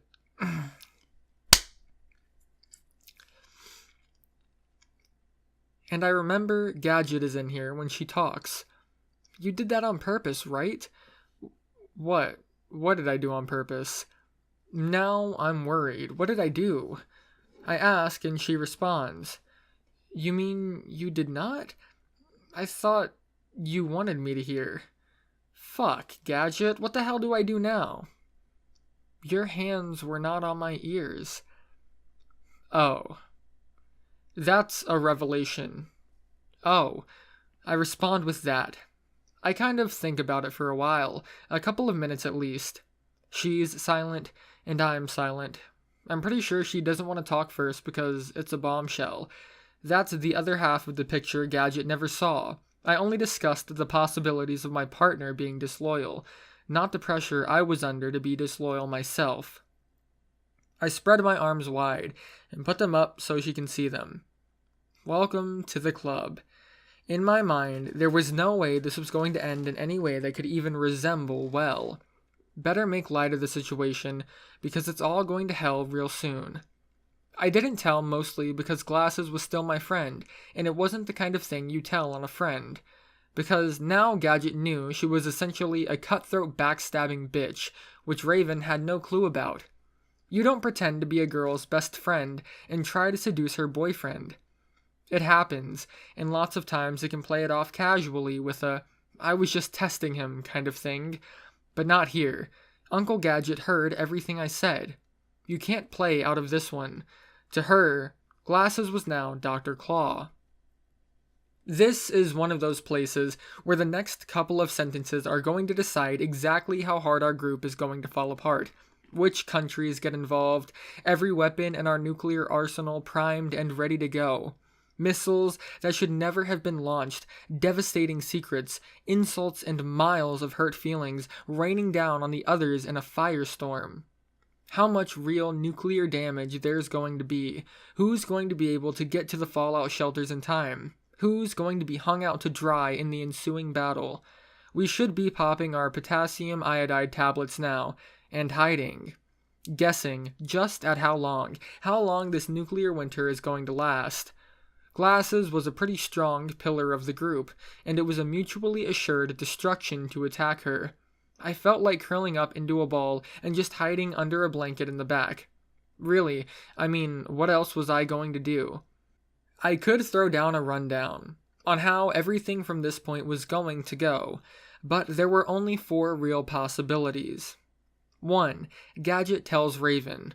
It's my fault for not telling her sooner, because I've been hiding it instead of being honest. It's reasonable to assume I've probably been cheating. I could hear her screaming about it already in my head. You didn't tell me? I thought we were honest with each other. It's not really girl logic as much as relationship logic, to find out your partner's been keeping secrets and you reevaluating everything in a different light. You find possibilities of crimes that didn't even occur to you before. It doesn't matter if they're true or not. When you find out someone's lying, it just makes everything they say in the future harder to believe, and everything in the past suspect. That would be a relationship game over. We would break up because of how serious she always makes it out that we're being loyal to one another. It doesn't matter if I didn't cheat. I was keeping that secret, so she can't believe me if I say I didn't. Glasses could back me up and take the hit, but I mean, she would have even less credibility. Raven wouldn't even talk to her. Gadget wouldn't even talk to her. She would probably be expelled from the group. The trip would probably cancel out and we'd end up flying back or something. That's just one possibility. She could confront Glasses, and that would either turn into a secretive power struggle between them or blow up into something where at best, number 1 would happen. At worst, Gadget was putting herself in the firing line there. Probably would lose too. Glasses always wins every game she plays. Option number 3. She could tell Freckles or Blondie and ask for help. Blondie would blab it out eventually, and Freckles would find a way to make it even more my fault than it ever could possibly be. Nothing worse than someone who hates you introducing reasons to hate you even more. First, she would start with just the appetizer. Hey, Raven, I just wanted to let you know that we just found out your boyfriend and best friend have totally been fucking behind your back for the past year. Then the entree. And I was just trying to do the right thing and tell you. Because the only reason he was found out was because he was trying to convince Gadget to join too, and twist that knife they plunged into your back even harder. Then the kicker. I'm so sorry you had to find out like this, but I just wanted to tell you because I'm your friend, and friends tell one another these kinds of things. Welcome to the world of manipulation, Anons. Enjoy your stay. Option number 4. We kill the... Did you hear they're making a Heath Ledger alarm clock? Hide the body. Pretend she never left and came back. Really is never an option, though. I left my good set of clamps at home. They were all covered in snitch juice anyways. It's time to sit back and wait for her next words. They'll tell me where it's going to land, which country attacks first. She's quiet for a bit. Then, not so quiet, in a flurry of a question, quick and loud. Did you cheat on Raven? Ah, and that's it, folks. Nuclear launch detected. She's chosen all-out war with glasses. Nothing I can do now, but I might as well try to make my grave as shallow as possible. I hold up my thumb and forefinger, about an inch apart. This close. If you hadn't joined the shower, I might have. Honesty is the best policy here, because, in this case, it's just believable enough. I don't look at her. I don't try to read her eyes. I'd just dread what she was going to say even more. Wow. It's quiet. Almost a sigh, as if she'd just realized something heavy and important had fallen upon her shoulders, and it definitely had. I just relax, lying back flat again. I stare upwards at the car's ceiling. It's really not the same. Just doesn't do the trick. The texture is wrong. It's too close. I can't blot out the world. I can't pretend nothing is happening when you can't count the bits of fuzz on the ceiling. You should have told me. There it is. Time for it to be my fault. I stay silent. No need to respond to that. Come on, Gadget. I know you've got it in you. Go ahead. Say it. I'll just make sure I'm always around so she can't get you alone, okay? I sit up. She's fiddling with something on the floor I can't see, and she's not looking at me. Yeah, that's, That might work, actually. Maybe it would work in someone else's life, but probably not mine. It wasn't some magical other option. It was still confronting glasses, just indirectly. Less dramatic than all the other choices, but I didn't really get why she wasn't going to tell. It felt like that kind of thing you tell when you learn about. I tried to ask her this in a sideways manner, not make it too obvious like it wasn't a choice. It doesn't work, and I end up full-blown asking why she's not going to tell anyone, and I pretty much dig myself a bigger hole and giving her ideas. But then she just has a logical answer. Well, why did you not tell? Yeah, a million reasons. I list one of them. She nods. Those two. Yep, it's funny because I was talking to the most logical girl I knew, and I was expecting her to pull the same bullshit anyone else would have. Maybe even I would have. So, what, does this mean I'm in your protective custody now? I'm not sure how this entire thing is going to work, but I could probably live with handcuffs. No, silly, I am your guard dog. I don't think we have handcuffs. Anyways, she pulls both arms against her chest, straight up, flips the hand down and gives a smile. That pretend dog begging pose. Then she lolls her tongue out a bit and makes a silly sound. Ow, ow. It kind of sounded like ow, ow. I have no clue what it meant, but it sounded pretty happy and seemed like a dog impression of some sort. She drops her arms. I see her move forward a bit, fiddle with something in her pocket, and then crawl over to me. Her hoodie falls back, reveals that long, dark hair, and I get to see her smile. Then I get hugged. It's always that great, friendly hug she gives, wraps her arms around you and puts her head beside you, ear to ear. You end up listening to one another's thoughts every time, but I couldn't hear hers, or mine even. I heard music. She had earbuds in. Typical Gadget, really. I guess we stay like that for a bit. It's easy because it's like listening to a warm, half set of headphones. until the door opened and I found Raven with a rather curious look staring at us. "Geez, woman, do you ever knock?" And yes, I actually said something along those lines. I get a quizzical look in return, and Raven raises an eyebrow and poses the question of, "Do tell." I give Gadget a tiny, probably painful jab in the ribs, just so she would let go and see Raven. The other doors of the car are opening now too, and other women are arriving. I don't really think I'm doomed though. Gadget gives these awesome, cute hugs that don't look very sexual, so I was probably safe. She's even got an innocent explanation for everyone. He just reminded me of a memory that made me really happy. I don't know what, but I watch Blondie, Freckles, and Glasses give different nods, or looks of not caring, so I figured I was safe. Raven keeps up the quizzical look, and then it softens. "Well, you two look cute together." No, you shouldn't. You didn't even. No. Raven was mad at me. Fuck. The girls brought back sandwich fixings, bread, cheese, meat, some spreads, lettuce. I'm ready. Closed heart, empty stomach. In the words of my uncle, Allah's cuisine.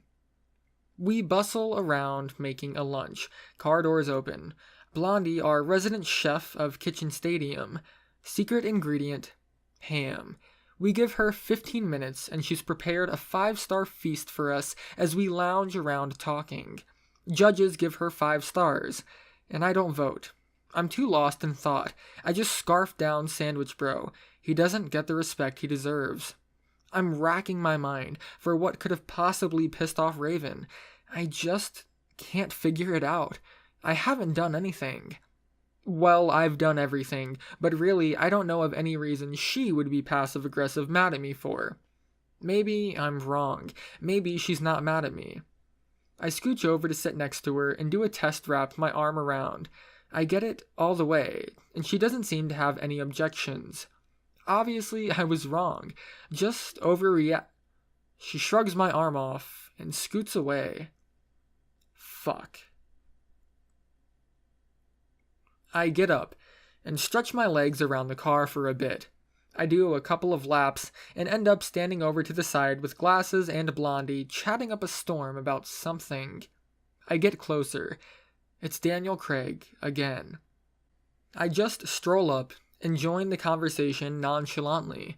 I start talking about how he's got a great set of pecs when he's topless, and what I wouldn't give to rub my hands up and down them. I do this all the time when girls are discussing boys. 1, it's a great way to enter a conversation.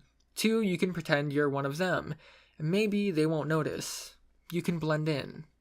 But they notice, and I get a knowing smile from Glasses, and Blondie just gives me a, "What? I didn't know you were gay. Look." Don't look at me like that, Blondie. I change the topic and address them both quietly. "Hey, do you know why Raven has been mad at me all day?" Blondie just shakes her head. Seems she didn't even notice.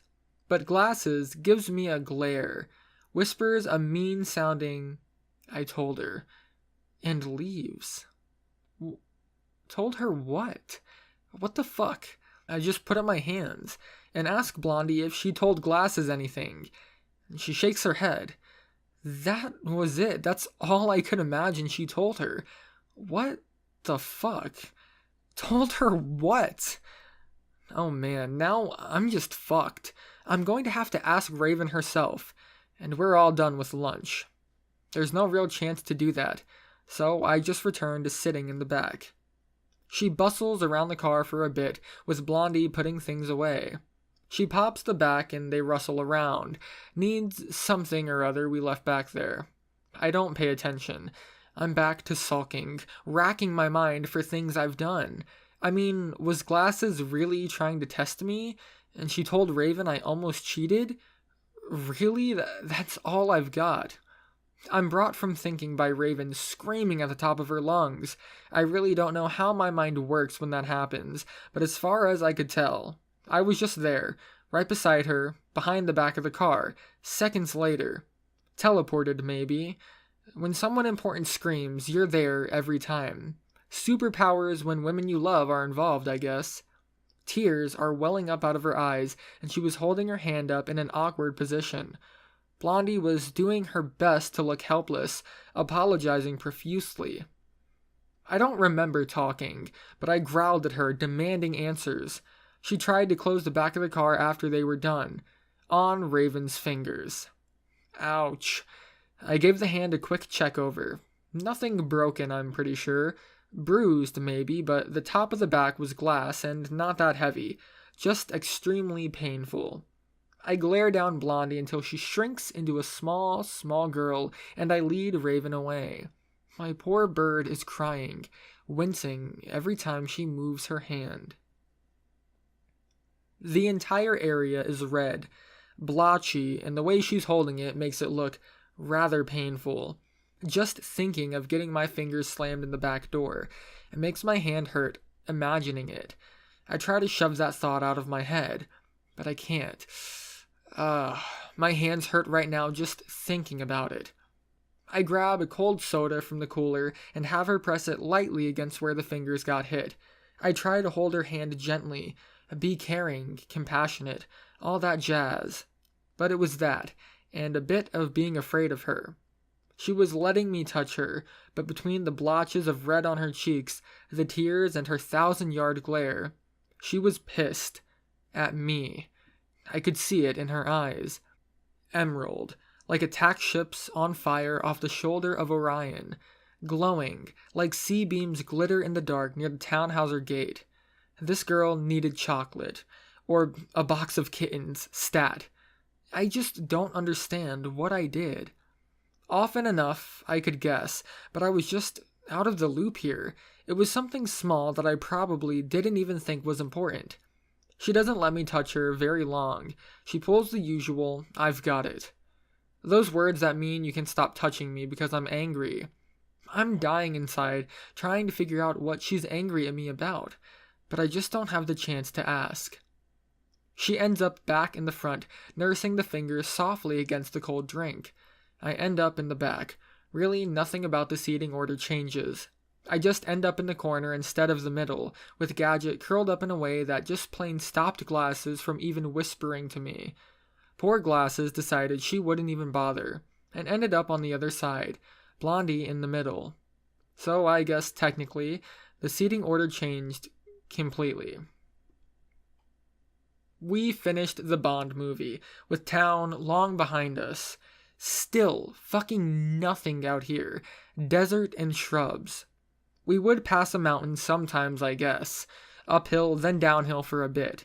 When we planned this trip, we just didn't know how boring it would be. Another movie, I guess. Laptop had about 60% charge left.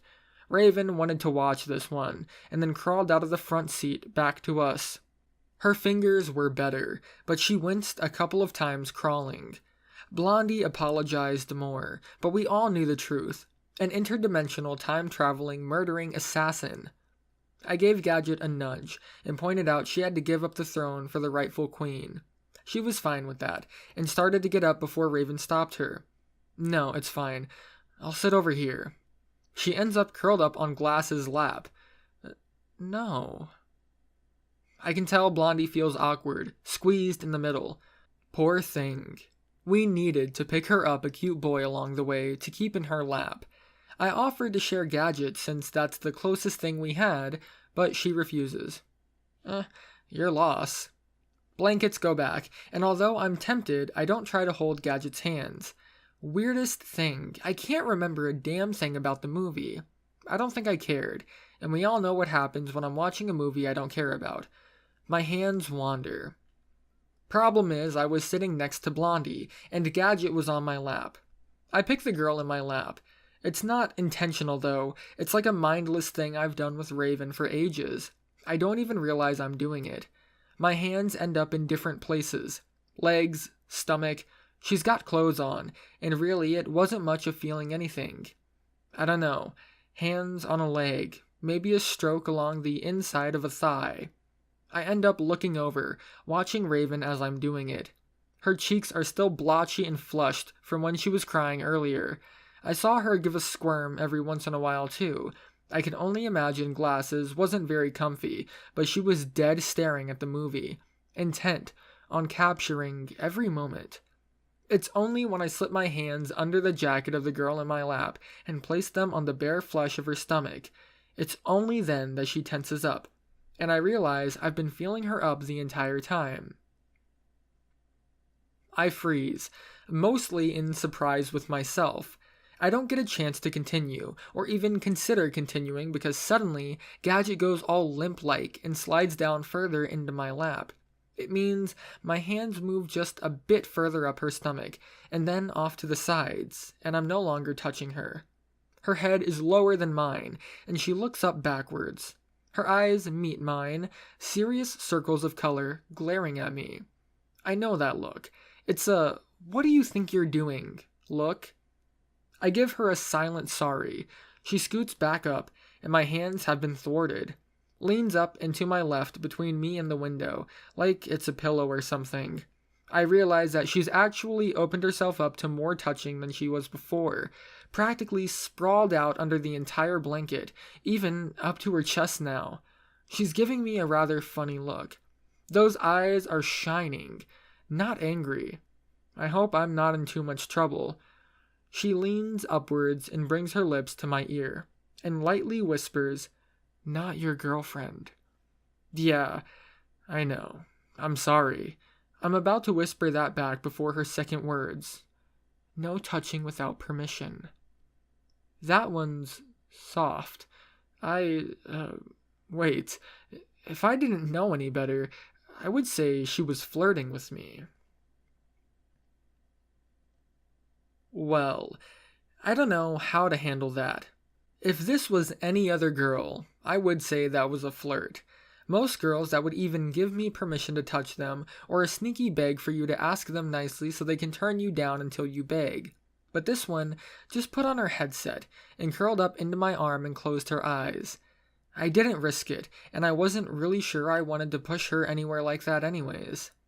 I look over at Raven. She's concentrating on whatever the movie is. It's some chick flick, and someone's professing romantic love or something at that moment. Plot development. You can tell because all of the girls were staring at it intently and biting their upper lip. Well, Glasses and Raven were. Blondie looked kind of bored. I called out to Raven and asked her if she wanted to. It doesn't matter what I was asking. She jumps like half a foot off Glasses' lap and glares at me the second she's landed. Blondie and I both catch equal parts of the glare and turn to look the other way. Terrifying, I tell you. It's a long, silent time we spend not looking at Raven. I turn back and catch Blondie's eyes. She's not even watching the movie anymore. There's fear in her eyes. I tell you, Raven was terrifying when she wanted to be. We just quietly cower in the corner for the rest of the movie. The credits aren't even rolling before Raven is back in the front of the car. The laptop's too low on juice for another movie, so that's over, I guess. I rouse Gadget, reposition everything, put the middle seats back up, and take the middle window seat. Mostly because there's finally not desert outside. Trees. Green, glorious trees. Happened sometime during the last movie, I guess. We were passing through a national park. Trees, trees, and more trees. Glasses started to get up to try to sit next to me, but Gadget cut her off and stole the middle seat. Went back to curling up and sleeping instantly. It was nice. I could listen to her music now that the movie wasn't playing. We all ended up talking again. 20 questions was played until the answer came up as trees, and then we stopped. Trees are great, but there was really nothing that interesting.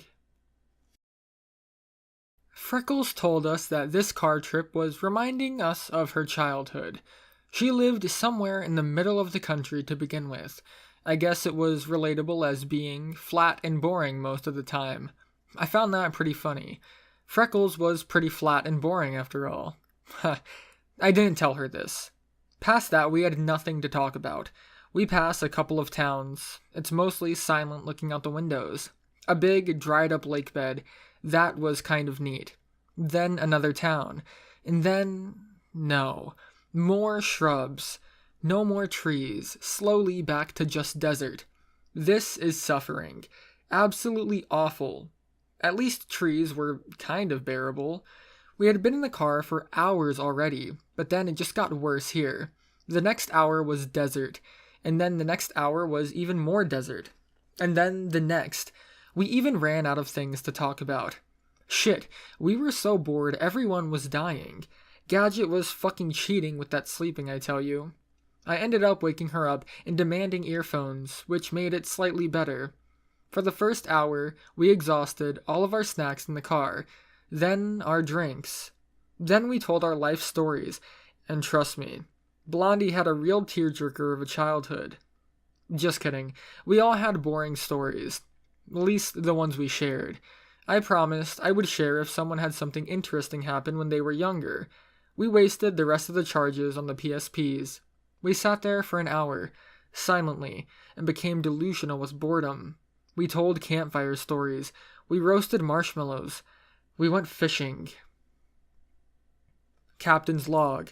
Stardate 23.9. Rounded off to the nearest decimal point. It's been 3 hours since we've last encountered the species known as trees. Supplies are running low. We're out of food. Running low on water. The crew has low morale.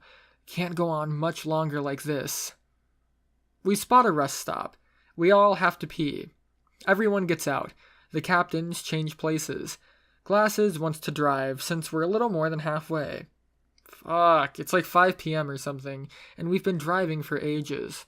We get drinks, snacks. I think I get a coffee. Raven sits up front again, then Blondie takes up a spot in the middle next to Gadget, and I take the back because Blondie stole my seat. Jerk. It's fine, I can kick her in the back of the chair the whole way if I wanted to. I sit over next to the window and curl up. I realize I'm sitting alone back here.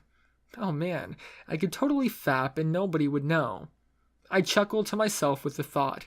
I could use it, but I'd have to wait until we got moving again. I relax, waiting for the girls to finish up whatever they were doing. The door opens to the middle right, and Freckle crawls in with a drink. Oh, wait a second.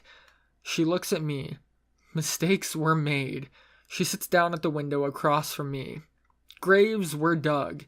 And then she looks at me again, and scoots over to the middle of the back chair.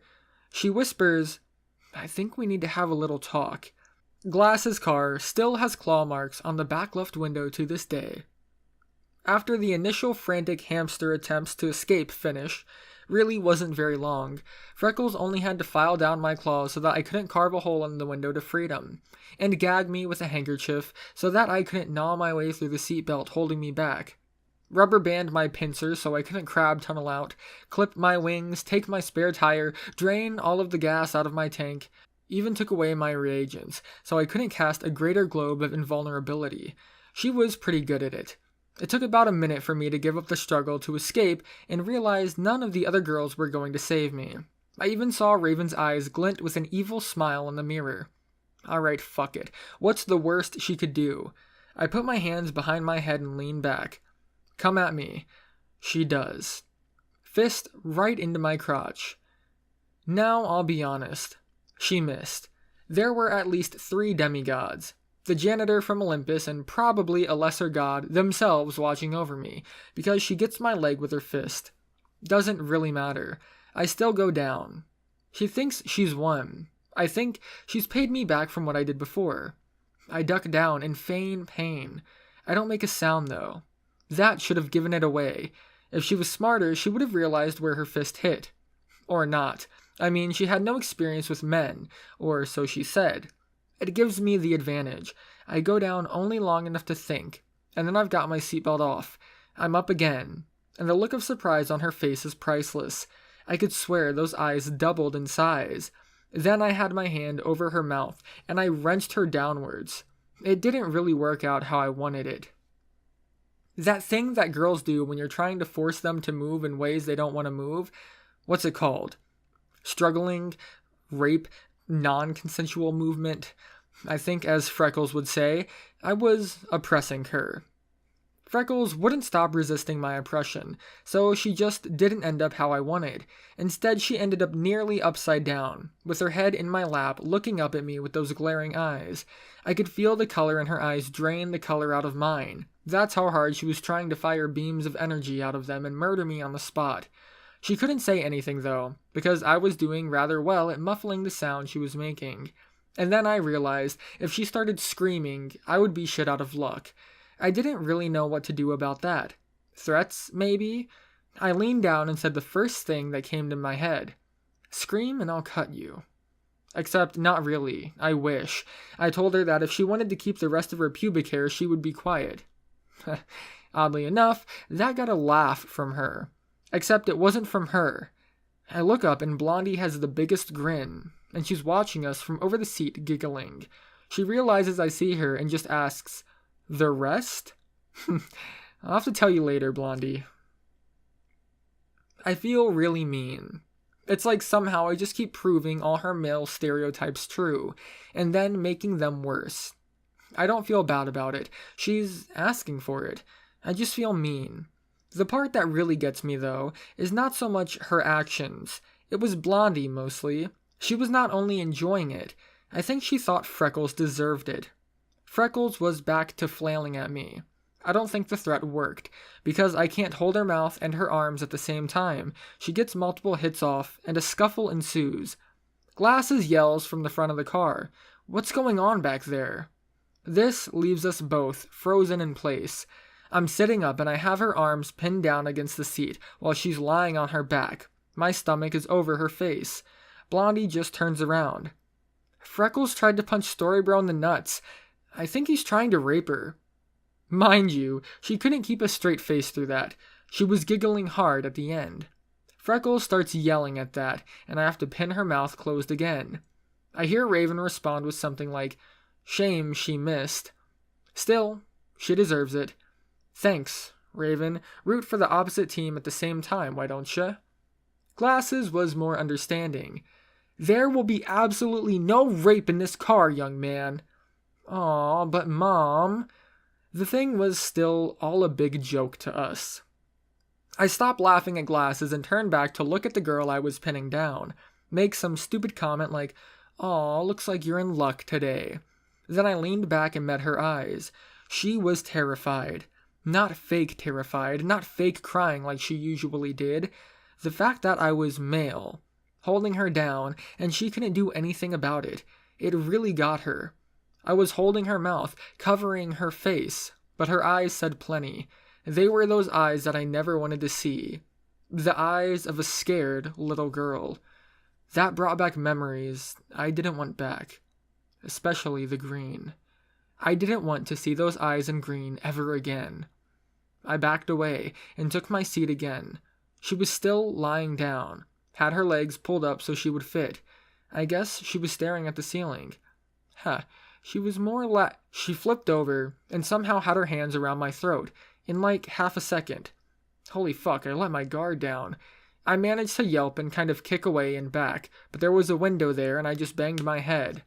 Slumped right back down and ended up lying lengthways on the seat like she had been earlier, and she was on top of me trying to strangle me. The words, "I'll kill you," ringing through my ears. Alrighty then. I don't really know if she really could act that well with her eyes, or that was real fear of me. But when it ends up with her trying to strangle me, all bets are off. No more Mr. Nice Guy. Glasses takes the chance to yell back "Don't get blood on the seats," which wasn't exactly, "No killing allowed in this car, missy." So, Glasses was mad at me too. Thanks, Glasses. No time to think about that. I knew Blondie would probably save me if I was actually in danger of dying, but these hands around my throat were rather tight, so I made good on my earlier threat. I shoved my hand right into her pants, panties and all. Say hello. I grabbed a fistful of hair and pulled it slightly away from the sensitive skin of her pelvis. Not enough to rip it out or anything, but enough to start that stinging feeling of hair being pulled, and enough for her to stop the strangling almost instantly. To my little friend. I got to watch all of her reactions when I grabbed her pubes. Her eyes got real wide first, like she'd just seen the truth from another dimension. There was a bit of fear, but not fear of helplessness or anything, just pain. It was mixed with a glare and a grimace at the sensation of my fingers tugging on the tangle of hair. She kind of lowered her hips to try to reduce the pressure I was placing, but because I had gripped it, she couldn't fix that.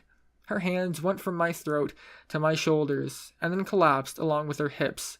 Because she was lying atop me, her chest pressed into mine, along with other feminine parts, and I had my hand in a very warm, very private place. I didn't have a boner, but it could happen. Vocally, I didn't hear anything much. A whimper, a bite of her lip, and then a finally, "You jerk." I still had a firm grip.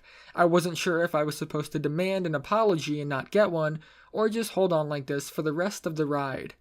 I could see her face, and I could see her wince a tiny bit every time we went over a bump and my hand jiggled. I could see her eyes, and she wasn't scared anymore. Probably because she was the one holding me down. Maybe that was the secret. She was on top, but I was the one in control. How fun. I'm not going to make any moves, however. I'd rather survive this. Blondie comes to the rescue with a comment that makes me laugh. It's just a whisper. I'm pretty sure Glasses and Raven couldn't hear. "So are you two going to kiss or what?" I laughed pretty loudly. They both heard that. I can only assume it looks like we're beating the shit out of one another back here. As it should, but I feel like Blondie's advice is fundamentally sound. What could go wrong? I want to see her reaction. I think it'll be worth it. I lean upwards and give Freckles a peck on the lips.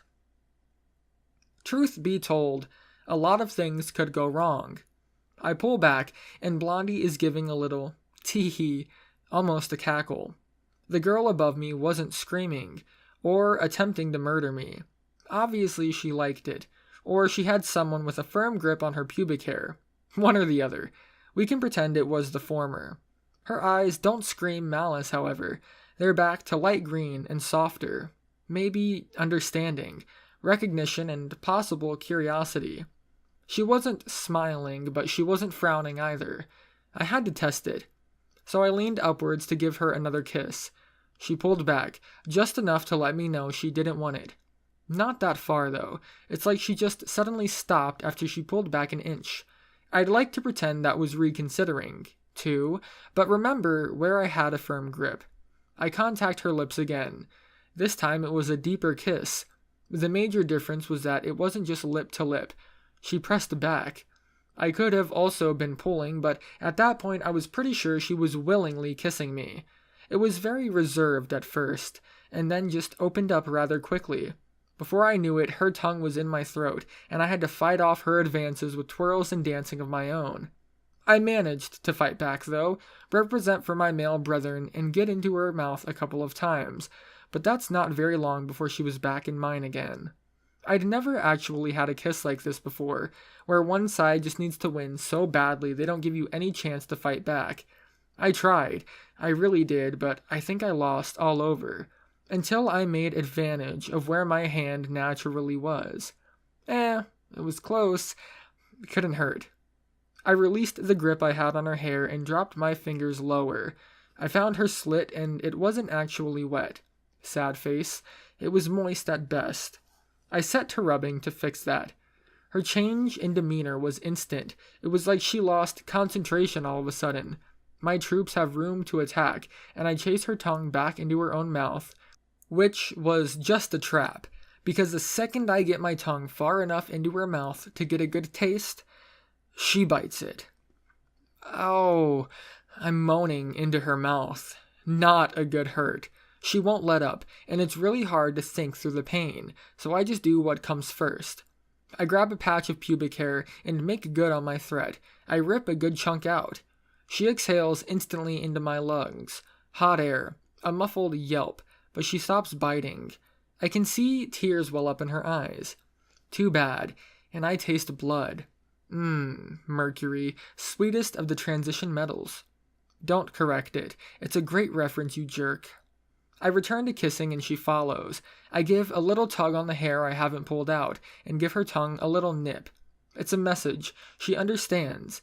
No more biting or else. So what have we got involved in this kiss? Blood, tears, Probably some sweat, saliva, an onlooker, pubic hair pulling, and fingering, all in a car with your girlfriend in the front seat. This is probably what it's like to chew 5 gum. The war continues. Great casualties on both sides, and I try my best to get her off. All my tricks, 2 fingers, thumb clip play, I really do try. And as far as I can tell, she's wet and enjoying it. I even see her starting to squirm and twitch a little. Close. I see her finally start to grin, like she's enjoying it. Or not. The kissing just stops. She gives me a funny look and pulls back, almost rips my hand off, taking it out of her pants, and then just sits upright. Not even quietly, just announces right to my face. Yeah, it's not doing it for me. Girls are just better. Wait a damn second. You were close, bitch. I saw it in your fucking eyes. Fuck. I hear Glasses in the front ask who won. Blondie gives us a whisper. Tells us, that was hot. I remember she'd been watching the entire time. I give her a wink. She could keep my secret. Could always make it up to her. They just made out. It was pretty hot. It's Blondie's lovely sing-song voice. Thanks, Blondie. Well, there's really no way out of that. Goodbye, world. There can only be none. I sit upright. My hair's a mess and I'm covered in saliva. It's obvious I was making out with Freckles. She's pretty messy too. I just wipe my face off and give my death speech, which isn't really a death speech as much of a bit of whimpering. Great last words, I guess. Freckles didn't seem like she was actually going to tell in the first place, but makes her own announcement. Well, I was going to keep it a secret, but you guys already know. And he was an awful kisser anyways. Thanks, Freckles. I guess confirming Blondie's previous statement. Glasses announces, more of a booming kind of voice. Yeah, I guess you win. Wait. What? She's looking at Raven. Explain. Nobody seems to see my priceless "why am I not dead yet" face. It's really good. I'll get you guys a picture sometime. Freckles was matching it with a really good "why is he not dead yet" face. Not as good as mine was, but close. We were both giving off confused looks, which are made even better and even more confused seconds later. It's in my purse. Glasses, both her hands still on the wheel. Raven picks it out of the middle seat divider and pulls out 3 $10 bills and pockets them. Blondie hands her the same amount. Wait, it's Glasses. She directs a question towards Freckles. Did he get you off? Freckles just laughs and says no, not even close. Fuck you. I almost had you there, I kind of mumble and say loud enough for everyone to hear. Raven exclaims damn, and hands $10 back to Glasses. This is some bullshit. Freckles realizes at about the same time that I do. We were the subject of a bet. Fucking harlots and traitors in the front seats, except for Gadget, who seems to be snoozing or listening to music or probably both and not paying attention. Alright, fuck it. I'll bite. You guys aren't gonna kill me? This gets a laugh from both Glasses and Raven, almost mirrored, scarily. Blondie's the one who talks, though. No, why do you think we were egging you two on? What? No, you guys weren't. Wait a second. Yeah, they were. Glasses pipes in. Yeah, Blondie bet if you two were together, one of you would seriously try to kill the other and we would have to intervene. I bet you would just stop her from doing anything and... Raven... Glasses stops talking. Raven perks up. I bet you would make out with her and get her off once or twice. She blushes when she says that. Only twice? I'm insulted. But not really. I'm more insulted that I've been manipulated somehow. Maybe. But it felt like I was the only one who did anything bad. Even though technically the girls chose the seating without me thinking about it, and then yelled encouragement back when we were fighting, and Blondie was the one who... Wait a second. Blondie lost her bet on purpose by telling us to kiss. I wouldn't have even done anything if she didn't suggest it. I don't have time to come to terms with Blondie's interest in seeing me kiss other women, because Freckles is pissed. You tricked me into kissing him? I hate all of you. Let me out! She's banging on the door of the car. We're on a highway, and I half expect her to actually open it. Even if it's amazingly dumb, she would do it just to be dramatic. I grab her and pull her to the back. Is the bet still open? I could get her off and you win that cash back if you want. Blondie, Glasses, and Raven yell at, "No, it's over," in unison. Raven chimes in a couple words. "You think I would let you on this trip and not realize you might make out with some girls? That's fine, really." Then she pauses. I see her eyes harden as she's turned around staring at me. But that's not permission. They have to beg me first. Stone cold killer. Yeah, it's okay. I gave her those balls for safekeeping. I have Freckles somewhat pinned, and she's mumbling angry things about how the other girls egged her on outside. Conspiracies, the patriarchy, all of that. I'm rather annoyed at everything. I feel awful for cheating, like I deserve to be punished or something. But then the girls seem to think they did it. I don't know what to think about that. I'm pretty sure Raven's going to be furious at me later and I just haven't realized it yet. AKA, pretend that won't happen. Maybe that I shouldn't poke the hive and just let them imagine they were good at manipulation. And then Freckles. She pulled away right before I got her off. I know she did. I try to ask her this in a whisper. I know I almost had her, I swear. My ego is at stake. What I was expecting her to say? I don't know. Because she gives the only answer Freckles in my universe would ever give. I've had stuffed animals that were better. Ugh, my ego. It's gone. Crushed. Alright.